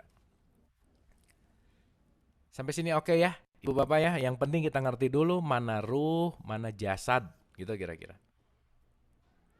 Orang yang meninggal sekarang kan yang jasadnya aja. Jadi ibu bapak nanti ngerti, mati itu tuh bukan hilang, enggak. Mati itu bukan game over, enggak. Kematian hanyalah tidak berfungsinya tubuh biologis, selesai. Ruh tuh nggak pernah mati, Bu. Fiha abada, kita ini akan hidup abadi sebetulnya. Dalam kesadaran ruhani, gitu ya. Yang ada umurnya, yang ada masanya, yang ada expirednya ya cuman jasad. Itu ya. Maka kalau kita mulai ngerti bahwa kematian itu adalah sesuatu yang biologis aja. Kenapa sih Quran kok sampai ngomong gini sih, ibu bapak? Sampai mendetailkan bahwa 2:154. Jangan kamu mengatakan terhadap orang-orang yang gugur di jalan Allah bahwa mereka itu mati, bahkan sebenarnya mereka itu hidup tetapi kamu tidak menyadarinya. Orang yang meninggalkan kita ini sebetulnya memorinya masih ada di dalam diri kita. Gak pernah mati, yang gak ada tuh cuma tubuh biologisnya. Nanti kapan-kapan kita bahas ya, shifting paradigm tentang kematian gitu. Nanti kita akan mengerti dalam konteks, wah banyak sekali hal yang harus kita bedah terhadap tentang kematian itu sendiri gitu ya kira-kira. Oke, ibu bapak singkat cerita nih. Ini panjang banget sebetulnya, tapi mudah-mudahan bisa di skip dan dalam artian kita akan ambil rangkuman yang penting-pentingnya. Yang penting di saat ini kita sadar dulu bahwa kita ini ruh sebenarnya yang lagi dikasih kemasan jasad. That's it. Nah sekarang pertanyaannya, kan tujuan kita dihadirkan ke sini tuh mau belajar ya. Yang namanya pembelajaran pasti ada satuan waktu, maka pasti ada konteks ujian untuk naik kelas. Yang pada akhirnya pembelajaran ini perlu pertanggungjawaban, udah pasti. Kenapa sih Ebtanas matematik 2 kali 60 menit gitu? Dikasih waktu. Makanya kita ini semuanya konteksnya adalah dalam satuan waktu. Waktu untuk belajar, mengalami ujian, dan melakukan pertanggungjawaban. Kenapa dikasih waktu sih? Ebtanas matematik 2 dikali 60 menit. Kenapa? Supaya yang belajar sama yang gak belajar punya keadilan. Maka hadirnya waktu itu bukti keadilan Allah. Karena suatu saat nanti apa yang diberikan dan diutuskan ke kita akan dimintai pertanggungjawaban. Ibu bapak jangan lupa kita ini makhluk pilihan Allah loh. Dari ratusan ribu sperma ayah kita, yang kepilih satu ya kita. Yang lain gak kepilih. Kita ini lolos casting untuk memerankan skenario-nya Allah loh. Berarti kita ini spesial banget kan? Kalau udah lolos casting untuk memerankan, pasti nanti akan dimintai pertanggungjawaban. Kamu udah aku pilih, kamu memerankan dengan baik gak sih? Gitu kira-kira. Atau jangan-jangan kamu gak tahu skenario-nya. Karena kamu gak kenal sama dalangnya, seakan-akan hidup ini terjadi sesuai dengan apa yang saya pengen. Gitu kira-kira. Nanti salah satu hal yang membuat kemutmainahan kita menjadi rendah adalah terlalu banyak keinginan. Banyak keinginan, di situ pasti banyak, dalam tanda petik ya, kekhawatiran. Sulit untuk menembus dinding kemutmainahan. Bukan jangan punya keinginan, bukan. Tapi selaraskanlah keinginan kita dengan skenarionya Allah, gitu kira-kira. Bukankah Ibu Bapak kita mengingat ya, 22 ayat 52 misalnya. Dan kami tidak mengutus sebelum kamu seorang rasul pun dan tidak pula seorang nabi, melainkan apabila mempunyai suatu keinginan, setan pun akan memasukkan godaan terhadap keinginan itu. Jadi banyak mau tuh banyak setan sebenarnya. Orang yang banyak mau tuh susah fokus. Keluar terus gitu. Satu belum selesai keluar lagi. Dan dia pasti akan susah untuk bersyukur. Dapat 5 pengen 10, dapat 10 pengen 15 gitu kira-kira. Itu ya, dan itu penting banget sekali lagi untuk menyadari tentang bahwa kita bukan makhluk jasmaniah aja, tetapi kita adalah ruhani itu sendiri. Justru diri sejati kita adalah ruh itu sendiri, gitu kira-kira. Sampai sini, oke, Ibu dan Bapak. Jadi kalau nanti mau digambarin, diri kita yang paling dalam itu namanya adalah ruh, gitu kira-kira. Diri kita yang paling luar itu namanya jasad. Kita ini kayak kulit bawang, kayak lapisan bawang. Lapisannya banyak banget, Bu. Maka kalau kita tidak bisa menembus jasmaniah, kita nggak akan bisa menembus ruhaniah gitu. Maka dalam esensi Islam, penembusan dari titik jasmaniah materi menuju imateri, penembusan dari luar ke dalam, inilah yang disebut yang namanya perjalanan haji. Gitu. Menuju Baitullah. Karena Baitullah yang sejati nggak di luar diri kita, di dalam diri kita. Rumah Allah tuh kan di dalam diri kita. Qalbun mukmin Baitullah gitu kira-kira. Maka orang sekarang mau haji ratusan kali ke sana, ke Mekah, tapi dia belum haji ke dalam hatinya, ke dalam dirinya. Dia belum jadi haji sebenarnya. Maka haji itu bukan event tahunan gitu. Gitu ya, nanti kita akan paham ini lebih dalam gitu. Makanya dahsyat banget rukun iman, rukun Islam tuh, itu indah seindah-indahnya untuk menghantarkan kita ke dalam sebetulnya. Oke ya, Ibu dan Bapak ya, sekali lagi kita punya banyak lapisan. Lapisan luarnya adalah jasad, lapisan terdalamnya adalah ruh. Ruh nanti lapisannya banyak banget sampai nanti ke titik yang paling dalam. Nanti kita akan menemukan dia di dalam, gitu kira-kira. Sekali lagi, qalbun mukmin Baitullah. Qalbunya orang mukmin itu adalah rumahnya Allah. Mukmin itu orang yang punya kesadaran ketuhanan. Gitu ya. Mukmin itu sifat bukan bendanya, bukan. Gitu ya, kesadarannya yang paling penting. Nah, sekarang yang jadi pertanyaan, terus kalau nanti akan dimintai pertanggungjawaban, yang akan dipertanggungjawabkan itu jasadnya atau ruhnya sih? Yang mana? Ini penting banget nih. Yang akan dimintai pertanggungjawaban itu bagian fisiknya atau non-fisiknya sih? Kan gitu kira-kira. Nah, menariknya Ibu dan Bapak, yang akan dimintai pertanggungjawaban itu adalah semua perilaku kita yang disimpan dalam recording memory. So, yang akan dimintai pertanggungjawaban jelas bukan jasad. Tetapi di antara jasad sama ruh ada pertengahan sistem aplikasi yang Allah berikan kepada kita. Inilah yang disebut dengan yang namanya jiwa. Dalam bahasa Arab namanya nafas. Makanya, ya ayuhan nafsul mutmainah. Wahai jiwa yang tenang. Bukan ruh yang tenang, bukan. Bukan jasad yang tenang, bukan. Tapi jiwanya yang harus tenang. Berarti ada satu potensi di dalam diri kita, di mana jiwa inilah yang nanti akan menjadikan manusia makhluk yang paling mulia dan sempurna. Karena di dalam jiwa inilah kita diberikan oleh Allah yang namanya pilihan. Ini kelebihan kita dari makhluk lain, Bu, Pak. Saya kasih contoh. Oke, 91 ayat 6. 7 aja langsung ya. Wa nafs. Nah, nafs ya, jiwa. Wama sawaha, dan jiwa serta penyempurnaannya. Jadi kita ini sekarang sedang melakukan penyempurnaan jiwa. Karena kalau jiwanya tidak sempurna, kesadaran ruhaninya nggak akan bangkit, gitu kira-kira. Maka Allah mengilhamkan kepada jiwa itu jalan kefasikan dan ketakwaan. Your choice. Di jiwa kamu bisa milih Allah, di jiwa kamu bisa milih non-Allah, terserah. Tuhan itu ada dua, Bu, Pak. Tuhan yang menciptakan kita itu adalah Allah, dan Tuhan yang kita ciptakan, mau harta, anak, jabatan, kekuasaan, itu bisa jadi Tuhan. Terserah mana yang dominan, gitu kira-kira. Oke? Jadi kita ngerti dulu nih, oh ternyata kita dikasih aplikasi sama Tuhan, namanya adalah jiwa. Dah, saya gampangin dulu nih supaya terrecord atau supaya kita bisa mudah. Ibu bapak sekarang Zoom meeting bisa pakai handphone, bisa pakai laptop, apapun. Tapi ibu bapak punya handphone sama laptopnya aja, punya aplikasi Zoom-nya nggak punya, ibu bapak nggak akan terhubung ke sini, nggak bisa. Oke? Jadi jasad adalah hardware-nya. Jiwa adalah aplikasinya. Paham ya? Hardware tanpa software nggak mungkin jalan. Tapi ibu bapak mau punya hardware kek, punya software kek, nggak ada listrik, nggak hidup juga. Listrik adalah ruhnya. Main things-nya.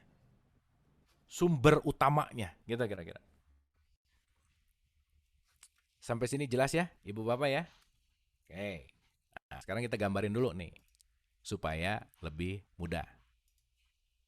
Oh jadi, ternyata manusia itu kenapa disebut makhluk paling mulia dan sempurna? Karena kita ini adalah 3 in 1. Kita adalah ruh yang dipercikan oleh Tuhan, diri sejati, yang lagi dikasih kendaraan jasad sebagai bahan belajar di semesta raya ini, yang fisik, dan dikaruniai program yang namanya adalah jiwa. Saya mau nanya, Bu, Pak. Kalau orang yang mati, yang dicabut apanya? Kan gitu ya? Atau saya mau nanya dulu deh. Ibu bapak pernah dicabut jiwa nggak sama Allah? Nah, 39 ayat 42. Dicabut di sini dalam artian off gitu ya. Allah memegang jiwa. Allahu yatawaffa an-nafas. Nih, ada kata-kata nafas lagi. Allah memegang jiwa orang yang ketika matinya dan memegang jiwa orang yang belum mati di waktu tidurnya. Waktu kita tidur, jiwa kita tuh off, digenggam oleh Allah. Jadi orang kalau cuma dicabut jiwanya, dia tidur atau koma, nggak sadar. Gitu kira-kira. Karena consciousness, kesadaran ada di letaknya di dalam jiwa. Maka orang sakit nggak ada, sakit jasad, sakit ruh. Yang ada sakit jiwa. Maka semua penyakit fisik datang dari kejiwaan. Maka ketika jiwanya off, lagi dalam keadaan tidur, berbuat jahat nggak bisa, berbuat baik nggak bisa. Kita lagi 0, lagi 0. Paham ya, ibu bapak ya? Berarti jiwa ini akan ada kaitannya sama apa? Akal, kesadaran, ego. Itu ada di jiwa. Maka kalau jiwanya doang yang dicabut, jiwanya aja yang dicabut, dia cuma tidur atau koma. Dia tetap ada. Kenapa? Listriknya masih ada. Gitu ya. Listriknya masih hadir. Gitu poinnya. Nah, tetapi poin pentingnya adalah poin pentingnya adalah ketika seseorang mati, Bu, Pak, yang dicabut itu adalah nyawanya. Apa itu nyawa? Senyawa antara jiwa sama ruh. Jiwa sama ruh yang menyatu, inilah yang disebut dengan yang namanya nyawa.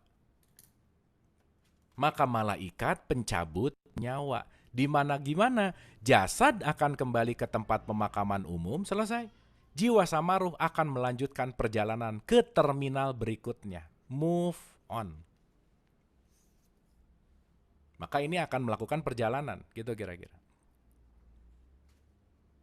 Paham ya? Makanya jasad itu expired banget. Maka jasad itu materi nih. Maka kalau kita yang punya bobot beban itu cuman materi, Bu, Pak. Maka kalau hidup terasa berat banget gitu menjalaninya, jangan-jangan terlalu materialistik gitu. Kurang meruhani gitu kira-kira. Jangan-jangan kita terlalu sibuk dengan sesuatu yang terlihat oleh mata yang dua gitu kira-kira. Padahal nanti kita akan mengerti bahwa esensialnya bukan masalah fisikal, bukan.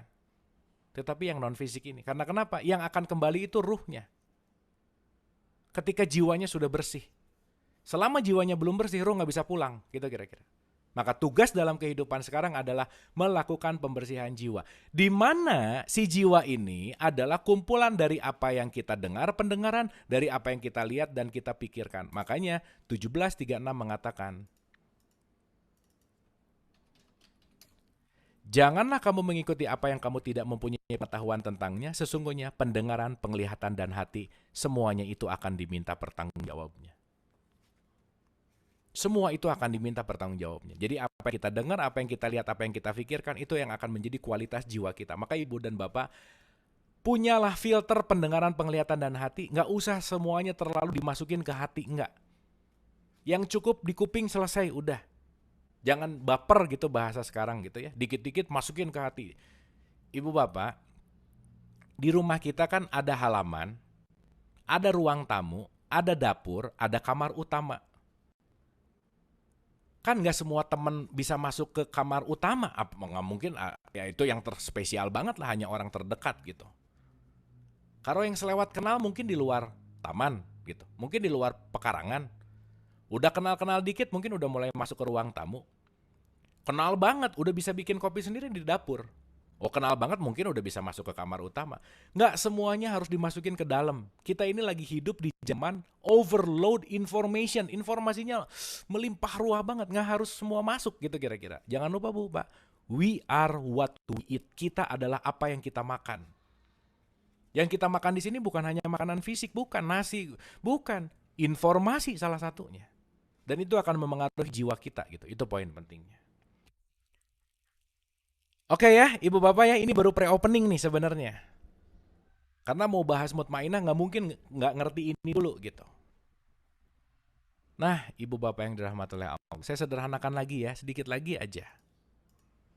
So ternyata manusia itu punya lapisan.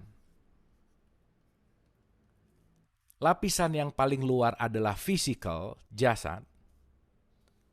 Masuk ke dalam, ada segitiga sama sisi nih. Segitiganya manusia. Disebut pikiran, perasaan, dan emosi. Ternyata begitu di dalam jasad, di sini kita punya psychological self, ini biological, ini psychological. Inilah yang disebut dengan yang namanya jiwa.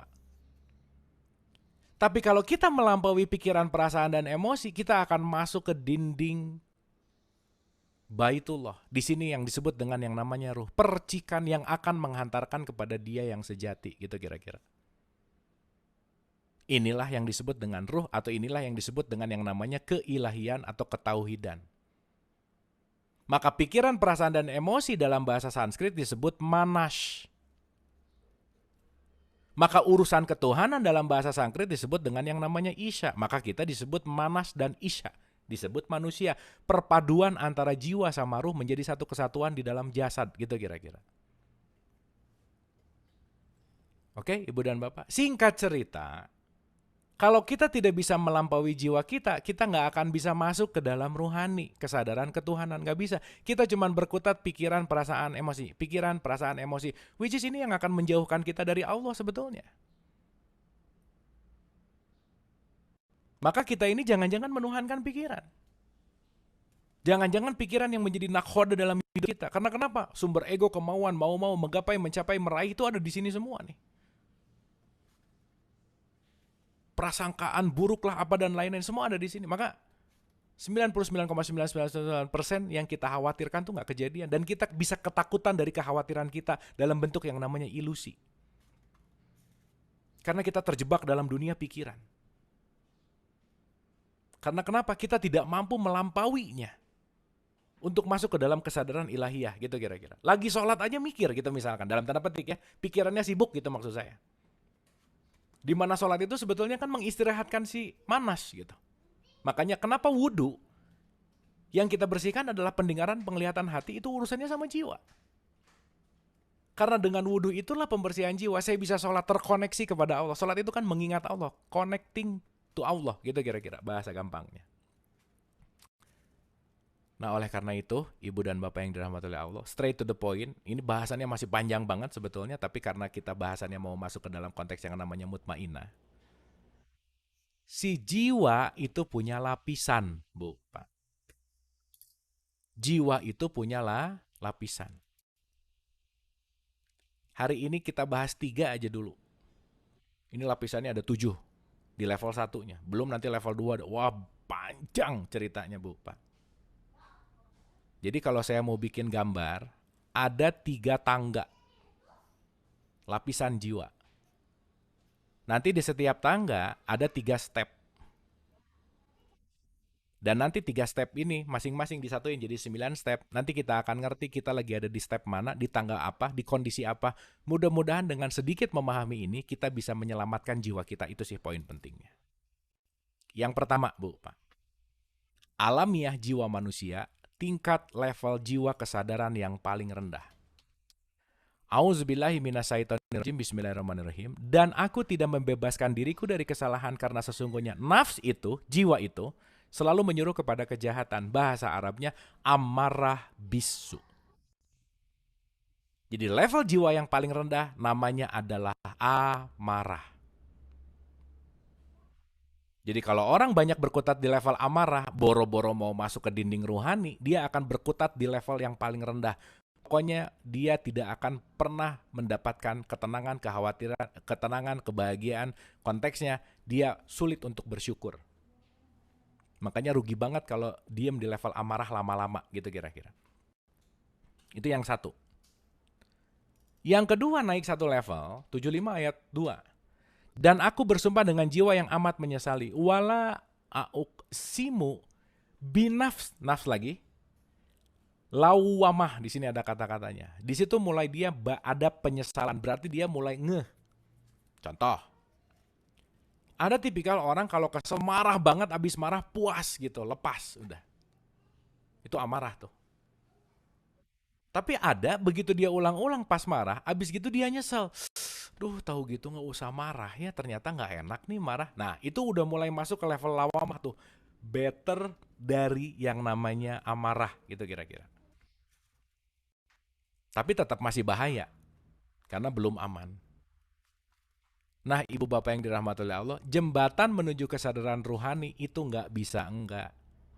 Hanya di level ya ayuhan nafsul mutmainah. Wahai jiwa yang tenang. Jadi level 3-nya adalah level yang disebut dengan yang namanya mutmainah.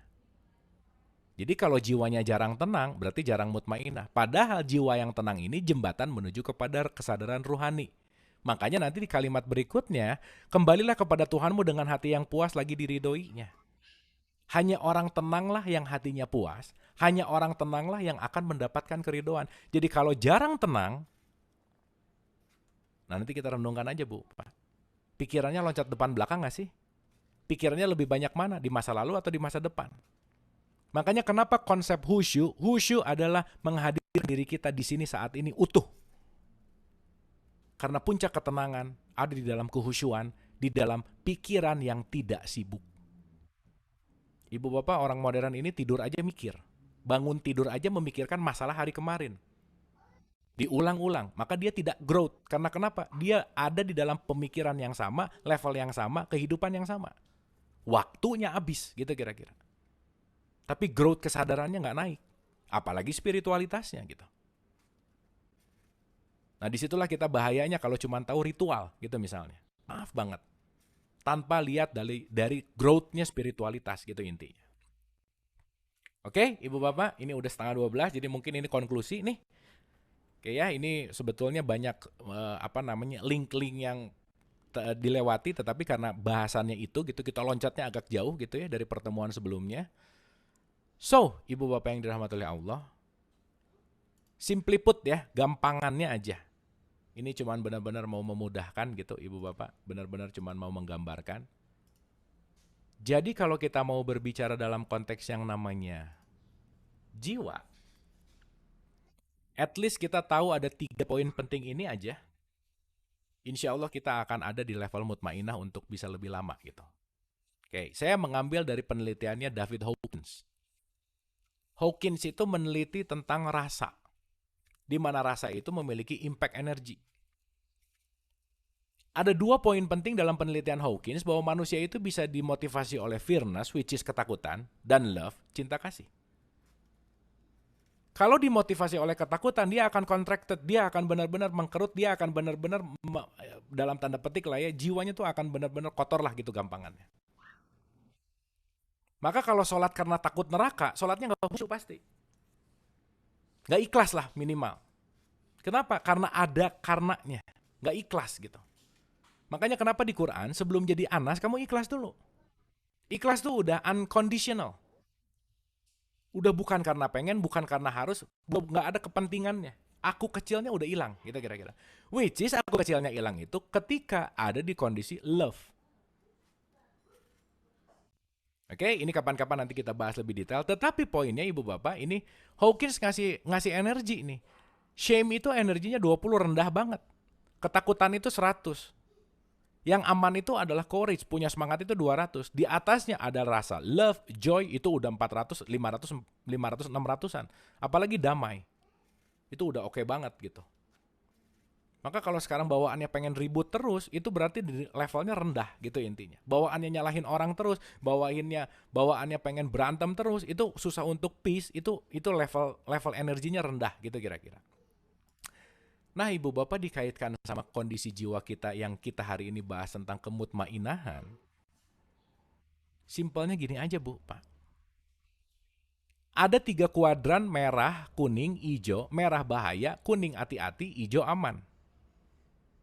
Merah adalah amarah, kuning adalah lawamah, hijau adalah mutmainah. Jadi setidaknya saya tahu nih, oh kalau saya lagi apatis, saya lagi sedih berlebih, saya lagi takut berlebih, saya lagi ada di zona A, di mana zona A ini adalah amarah tadi. Ini jauh banget dari mutmainah. Maka waspadalah, jangan terlalu takut dan sedih berlebihan, apalagi apatis. Apatis tuh nggak mau tahu gitu. Nggak ada care gitu misalnya. Tapi minimal saya tahu kalau lagi banyak mau, lagi banyak marah-marah, lagi ngerasa benar, itu juga hati-hati, saya lagi ada di lawamah. Yang akan menjadi jembatan sangat-sangat aman adalah ketika saya selalu bersemangat, saya banyak menerima daripada menolaknya, dan saya merasa damai dalam kondisi apapun, disitulah saya lagi dalam keadaan, ya ayuhan nafsul mutmainah. Maka mutmainah level paling tinggi, damai. Damai dalam bahasa Arab adalah aslam atau Islam. Maka inna dina indallahil Islam, yang terbaik itu adalah perdamaian, gitu kira-kira. Maka Islam kan nggak ngomong hanya agama ya, Bu, Pak. Tetapi esensi dari agamanya apa? Salam, damai. Makanya selesai sholat, salam kanan dan salam kiri. Jadi sorry to say, mau rajin sholat tapi kerjaannya bawa ribut terus, keberadaan dirinya tidak mendamaikan, berarti dia belum salam kanan, salam kiri, gitu kira-kira. Nah setidaknya, ya ayuhan nafsul mutmainah, wahai jiwa yang tenang. Jadi keriduan Allah itu ketika kita ada di kedamaian. Makanya kenapa di awal tadi Ibu Bapak saya mengatakan, sulit orang jadi mutmainah kalau banyak judgment. So that's why less judgment. Itulah kenapa jangan banyak menilai, karena benar salah, baik buruk, yang paling benar, yang paling salah, itu bukan tugas kita sebenarnya untuk menilai. Kita cuma mengambil apa sih pelajaran yang mau disampaikan dari kejadian ini, gitu kira-kira. Maka keep mutmainah, tetaplah di dalam mutmainah. Secara esensi, hanya orang bertakwalah yang bisa menuju kepada mutmainah. Terakhir, Ibu dan Bapak, so kalau begitu, tips and tricks untuk menjadi mutmainah. Surat 3, 133. Dan bersegeralah kamu kepada ampunan dari Tuhanmu dan kepada surga yang luasnya seluas langit dan bumi yang disediakan untuk orang bertakwa. Kapan-kapan nanti kita bahas surga gitu ya Ibu Bapak. Karena surga itu bukan letak geografis, bukan. Gitu ya. Nanti kita akan mengerti gitu. Surga tuh urusannya sama nafas nanti. Jannah tuh urusannya sama nafas gitu. Dan anyway kita ini mau pulang ke Allah, bukan mau ke surga gitu ya. Ilaihi rojiun. Jadi jangan nyari surga lah. Cari aja Allahnya. Surga pasti dapat gitu. Kalau nyari surga belum tentu diridhoi sama Allah gitu kira-kira. Karena boleh jadi sholatnya pengen dapat surga, di situ ada kepentingan. Ada keinginan yang membuat kita menjadi tidak khusyuk gitu. Apalagi tidak ikhlas gitu ya kira-kira. Dan bersegeralah kamu kepada ampunan dari Tuhanmu dan kepada surga yang luasnya seluas langit dan bumi yang disediakan untuk orang yang bertakwa. So, ibu bapak, yuk keep ketakwaan ini, kemutmainahan ini. Nomor 1, sedekah baik lapang maupun sempit. Jangan terlalu melekat kepada apa yang kamu merasa miliki. That's the point. Belajar melepaskan kemelekatan. Berbuat kebaikan, sedekah lapang sempit. Jangan lelah untuk berbuat kebaikan. Dah, mindsetnya kebaikan, kebaikan, kebaikan. Bermanfaat, bermanfaat, bermanfaat. Kenapa? Begitu kita sedang berbuat kebaikan, kita lagi latihan melepaskan kemelekatan sebetulnya. Maaf banget, mau rajin sholat, tapi pelit gitu ibu bapak, susah aja di mutmainahnya. Gitu ya. Yang kedua, pandai menahan amarah. Control your ego. Your emotion, gitu. Saya selalu mengulang-ulang juga, manusia nggak pernah punya masalah dengan apapun dan siapapun kecuali sama egonya, titik, udah selesai. Jadi kalau ada 2 orang berantem A sama B, si A berantem sama egonya, si B berantem sama egonya, ketemu, udah semuanya cuma berantem sama egonya masing-masing. Dan ibu bapak, ego itu ada di dalam diri kita, bukan di luar. Maka kalau ada masalah, jangan cari jalan keluar, tapi cari jalan ke dalam. Karena problemnya within us, di dalam diri kita, bukan di luar. Jadi jangan nyalahin orang lain, jangan memperbaiki yang di luar, jangan. Begitu kita memperbaiki yang di dalam, yang di luar akan lebih baik. Udah pasti, hukumnya begitu. Dan yang paling penting ibu bapak, yuk banyak-banyak memaafkan kesalahan siapapun. Kemutmainahan, ketenangan, hanya akan diberikan kepada orang-orang yang tingkat memaafkannya tinggi, gitu kira-kira. Artinya dia sudah tidak melekat kepada emosi dan egonya. Karena dia sudah melampaui menahan amarah. Dan dia sudah melampaui bersedekah baik lapang maupun sempit atau melepaskan kemelekatan. Gitu. So, ibu bapak, untuk kesimpulannya, karena sebentar lagi udah mau zuhur nih. Untuk kesimpulannya, yuk jangan lelah-lelah untuk kita cek and recheck. Sholat 5 waktu tuh untuk ngecek sih sebenarnya bu pak. Saya lagi di amarah, lawamah, mutmainah ya. Allahu Akbar, cek dulu apa yang saya dengar, apa yang saya lihat, apa yang saya pikirkan. Ternyata lagi banyak khawatir. Udah, koneksi lagi sama Allahu Akbar. Abis sholat itu salam kanan, salam kiri. Sholat itu mengembalikan kita kepada mutmainah, Tanda bintang, ngerti sholatnya gitu. Bukan hanya ikut-ikutan, bukan hanya dogma, bukan hanya kewajiban, bukan, tetapi kebutuhan. Maka ya ayuhan nafsul mutmainah, kita baca topiknya ya, surat kita hari ini. Setidaknya hari ini lebih memahami gitu. Wahai jiwa yang tenang, berarti udah lepas amarah, lepas lawamah. Minimal di situ ada courage, ada menerima dan ada damai. Berarti di sini ada memaafkan. Di sini ada menahan amarah, gitu kira-kira. Kembalilah kepada Tuhanmu dengan hati yang puas lagi diridhoinya. Maka masuklah ke dalam jamaah hamba-hambaku dan masuklah ke dalam surgaku. Jadi hanya yang diundang di invitation kepada manusia yang masuk ke dalam jamaah adalah hanya orang tenang. Jadi ibu bapak, kalau kita jarang tenang dalam kehidupan, undangan invitation untuk masuk ke rumah Allahnya minim. Yuk belajar tenang dalam menghadapi segala sesuatu, karena dalam ketenangan terdapat semua jawaban. Maka penting banget untuk kita menghening, bertafakur, untuk kita melakukan refleksi gitu. Banyak-banyaklah masuk ke ruang hening, ke dalam ruang ketenangan, karena disitulah sumber sejati semua petunjuk yang diberikan oleh Allah kepada kita. Terima kasih Ibu dan Bapak, saya rasa itu dulu yang bisa disampaikan. Mudah-mudahan ada manfaat yang bisa diambil dari pertemuan kita di pagi hari ini. Mudah-mudahan kita bisa lebih menghayati siapa diri kita, lebih memahami siapa diri kita. Dan yang paling penting, kajian ini bukan hanya jadi knowledge base, jadi tahu gitu. Tetapi mudah-mudahan kita transformasikan dari tahu menuju kepada akhlak dan perilaku yang lebih baik. Oleh karena itu, Ibu dan Bapak, saya kembalikan dulu ke Pak Wahyudi. Mangga, Pak Wahyudi, dipersilahkan. Terima kasih Kang Abu, luar biasa ini pencerahannya. Saya nggak punya kapasitas untuk mengkonklusikannya. Bagi teman-teman yang ingin bertanya, silakan. Nanti Kang Abu tolong pimpin doa untuk bangsa dan negara, untuk kita semua. Baik. Silakan. Pak Budi, silakan. Serius. Pak Budi boleh silahkan ini raise hand. Putus-putus ya. Silakan share. Ya. Masih Kang Atau- Abu. Silakan atau Pak Syahrisyah, mangga Pak Syahrisyah boleh. Internet putus-putus nih. Ya. Ya, Suara masih. saya putus-putus, Ibu dan Bapak, apakah masih oke? Bagus, Kang. Bagus, Ya. bagus. Oh, bagus. Sekarang udah Oke, bagus. oke. Sekarang udah bagus. Oke, sip. Ya, cari bagus, share bagus. Ya. Silakan. Bisa ya. Bisa Pak. Saya mau Silakan. tanya kan sering disampaikan bahwa kalau untuk melihat orang beragama secara baik dan benar itu dari akhlaknya. Ya. Nah, mengenai jiwa, Kang Abu, jiwa sama akhlak itu sama apa enggak ya? Oke. Karena tujuannya kan tadi kalau mutmainah itu adalah rasa damai, tadi endingnya menerima dan semangat. Ini apa ada beda akhlak sama jiwa? Terima kasih, Kang. Ya. Oke, terima kasih Pak. Ini pertanyaannya bagus banget dan relate banget.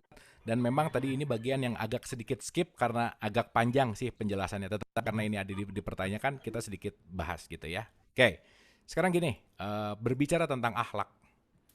Oke, kita masuk dulu ke surat 2 ayat 30 kita misalnya ya. Surat 2 ayat 30. Bentar. A'udzubillahi minasyaitonirrajim. Bismillahirrahmanirrahim. Bentar, kok jadi hilang Qur'annya? Oke, sip. Kan Allah mengatakan begini di surat 2 ayat 30. Ingatlah ketika Tuhanmu berfirman kepada malaikat, sesungguhnya aku hendak menjadikan seorang khalifah di muka bumi. Ibu bapak kita ini dibikin sama Allah untuk menjadi khalifah. Khalifah itu dalam bahasa Arab artinya pengganti. Oke, khalifah itu artinya adalah pengganti. Ya, sekarang kita lihat nih poinnya. Kalau kita berbicara Allah, dan dia meniupkan ruhnya di dalam diri kita, berarti dia meniupkan juga sifatnya di dalam diri kita.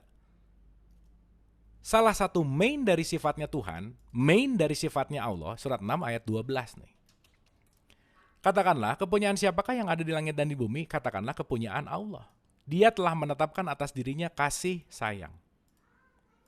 Berarti main desain kita ini adalah kasih sayang. Maka ibu bapak mohon maaf nih, benci itu diajarkan. Dendam itu diajarkan. Tapi main design kita, fitrah kita adalah kasih sayang. Yang kasih sayang ini terkadang tertutup oleh program-program jiwa karena ada keinginan dan ego. Akhirnya kasih sayangnya nggak muncul, gitu kira-kira. Nah, ketika berbicara masalah akhlakul karimah, akhlak itu kan perilaku perbuatan.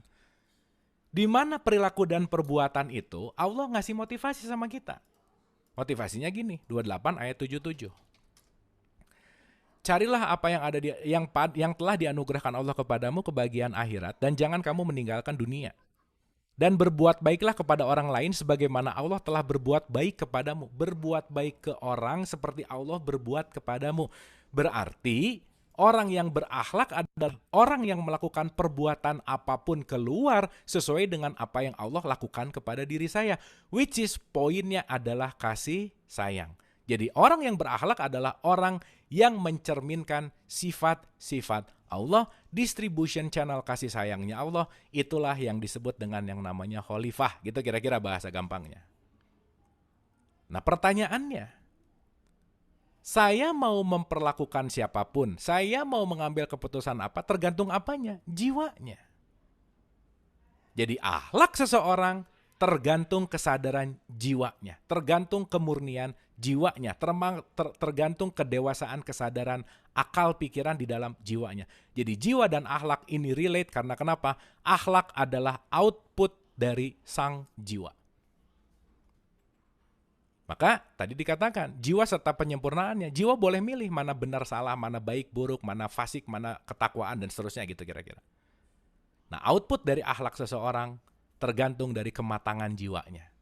Kalau jiwanya banyak di amarah, akhlaknya pasti banyak amarah juga. Teko yang isinya teh, ibu bapak, kalau dituang ke gelas, isinya pasti teh. Jadi apa yang keluar itu mencerminkan apa yang di dalam. Maka kalau orang sekarang ngomongnya keluarnya teriak-teriak penuh dengan kebencian, kita tahu isinya tuh penuh dengan kebencian. Penggambarannya begitu kurang lebih. Ya kita tahu juga kualitas jiwanya gitu. Dan disitulah pentingnya kita menyadari bahwa penting sekali pematangan sang jiwa, karena pematangan jiwa ini nanti disebut balago pendewasaan. Nanti itu ada spektrumnya gitu. Saya rasa sementara itu dulu Pak Syahri tadi berbicara tentang jiwa dan akhlak. Jadi jiwa itu adalah processing unitnya, akhlak itu adalah outputnya. Tergantung bagaimana mengasang jiwa untuk mengeluarkan akhlaknya. Makanya keluar itu bisa berupa kebaikan atau keburukan, akhlak yang baik atau sesuatu hal yang buruk, itu tergantung dari bagaimana kita melakukan processing di dalam jiwa kita. Saya rasa itu Pak. Terima kasih Kang Bu. Hatur nuhun, terima kasih. Ada yang lain? Saya buka satu pertanyaan lagi ya, karena waktunya udah dekat dengan zuhur. Aku boleh nggak? Boleh, Bu Kiki, mangga. Ya Kang, tadi pada waktu Akang bilang pada waktu manusia dicabut nyawanya adalah nyawa adalah jiwa dan ruh yang menyatu. Ya. Kemudian yang dimintai pertanggungjawaban adalah jiwa. Di situ ruhnya lalu kemana ya Kang? Terima kasih. Oke, terima kasih. Ini juga belum kita sentuh sih sebetulnya, dan memang agak panjang juga ceritanya gitu, tetapi poinnya kurang lebih begini Bu. Kurang lebih begini. Innalillahi wa inna ilaihi rojiun. Ya, tadi kan kita udah bahas itu ya, semua datang dari Allah. Allah meniupkan ruh. Berarti yang akan pulang ke Allah apa? Ruhnya. Kenapa ruh ini belum bisa pulang sekarang? Karena dia masih dikotori oleh kotoran jiwa nih di sini. Ini kotoran jiwanya nih.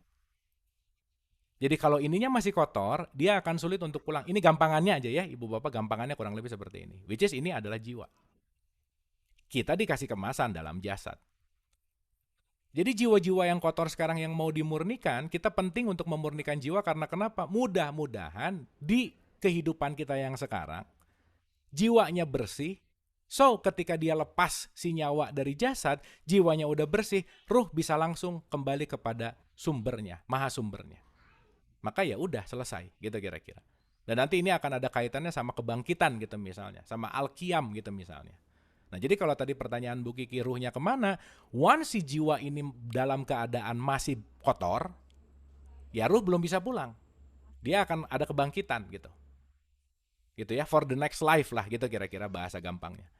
Tetapi kalau di dalam kehidupan kita sekarang ruh jiwanya udah mulai bersih, dimurnikan oleh Allah dan seterusnya lah gitu kira-kira, ya ruhnya bisa pulang. Dan yang membuat prerogatif dia bisa pulang atau enggak, urusannya cuman yang tahu cuman Allah kira-kira.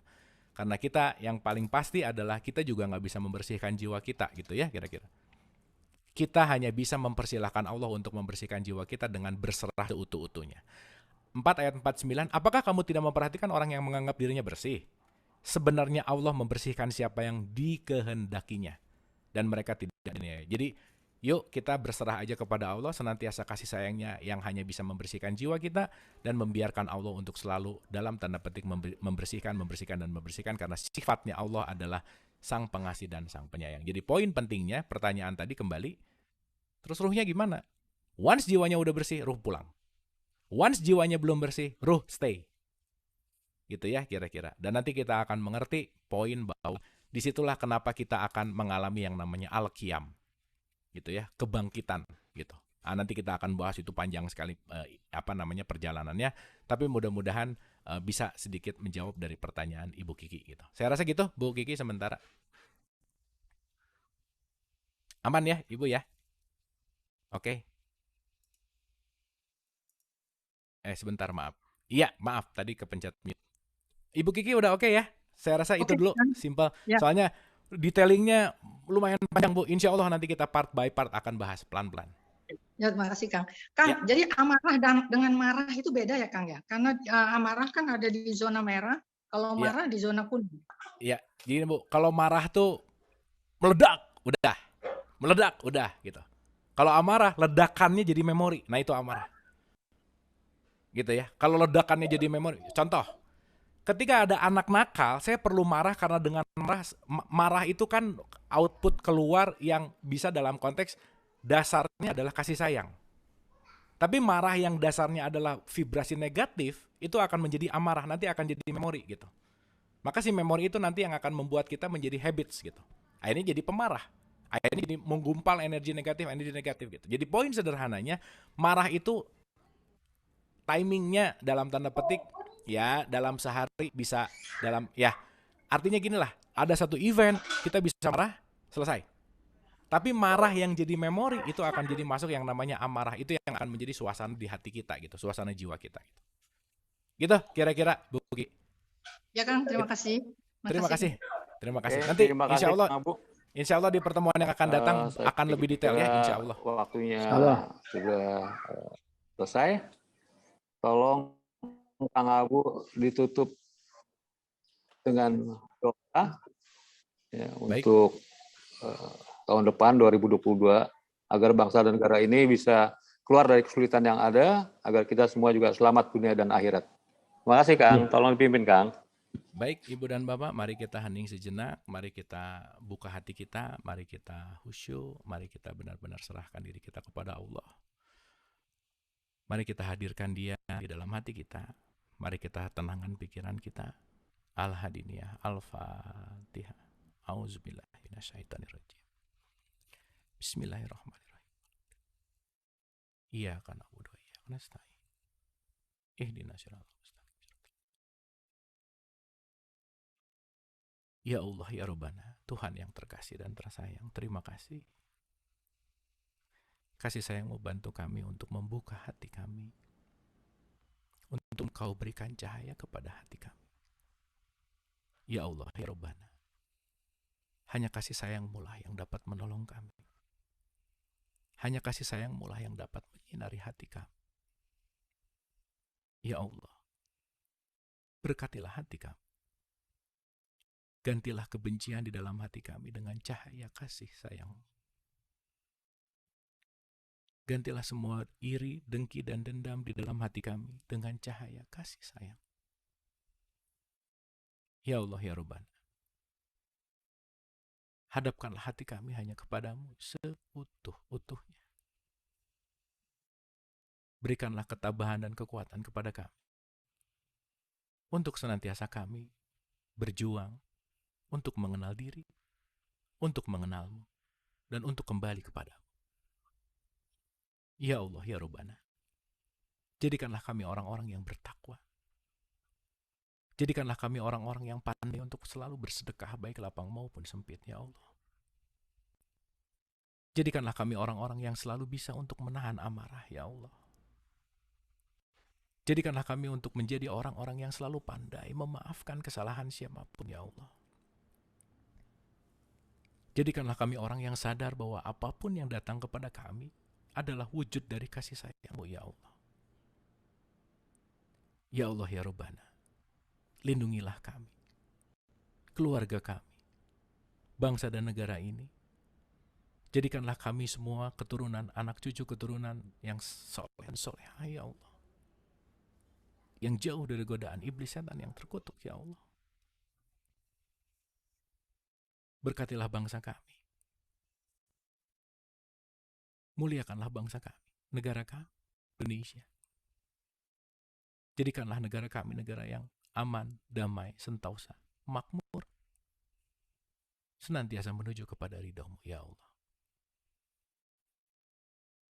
Dan akhirnya, ya Allah, ya Rabbana, atas izin-Mu kami memohon, berikanlah kekuatan kepada kami untuk mengakhiri hidup ini dalam keadaan husnul khotimah.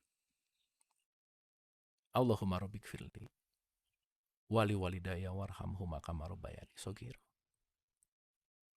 Rabbana atina fid dunya hasanah wa fil akhirati hasanah wa qina adzabannar. Wa adkhilnal jannata ma'al abrar. Ya Aziz, ya Ghafar, ya Rabbal alamin. Subhana rabbika rabbil izzati amma yasifun. Wa salamun ala mursalin.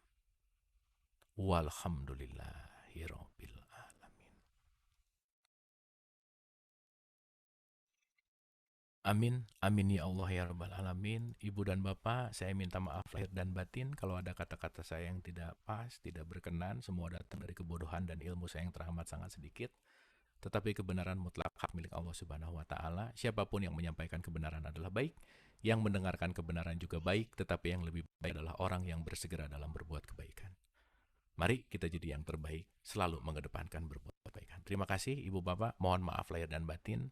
Sehat selalu, selamat tahun baru, senantiasa tahun berikutnya 2022 lebih baik dari tahun 2021 dan senantiasa membawa kita untuk meniti ke dalam diri lebih baik lagi, menggapai keridhaan Allah Subhanahu wa taala. Hatur nuhun, mohon maaf lahir dan batin. Wabillahi taufiq wal hidayah. Assalamualaikum warahmatullahi wabarakatuh. Terima kasih Ibu Bapak.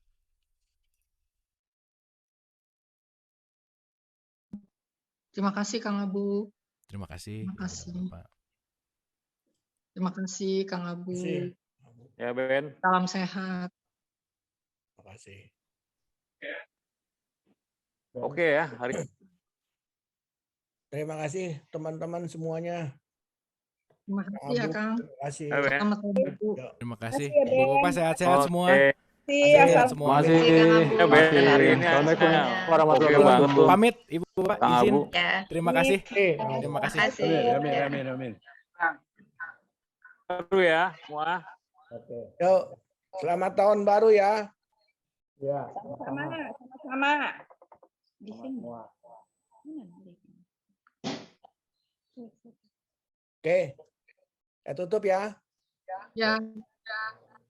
Makasih Selamat tahun Ben. baru, salam buat semua, salam sehat selalu semua, salam tahun baru. Sama-sama, Dery udah datang.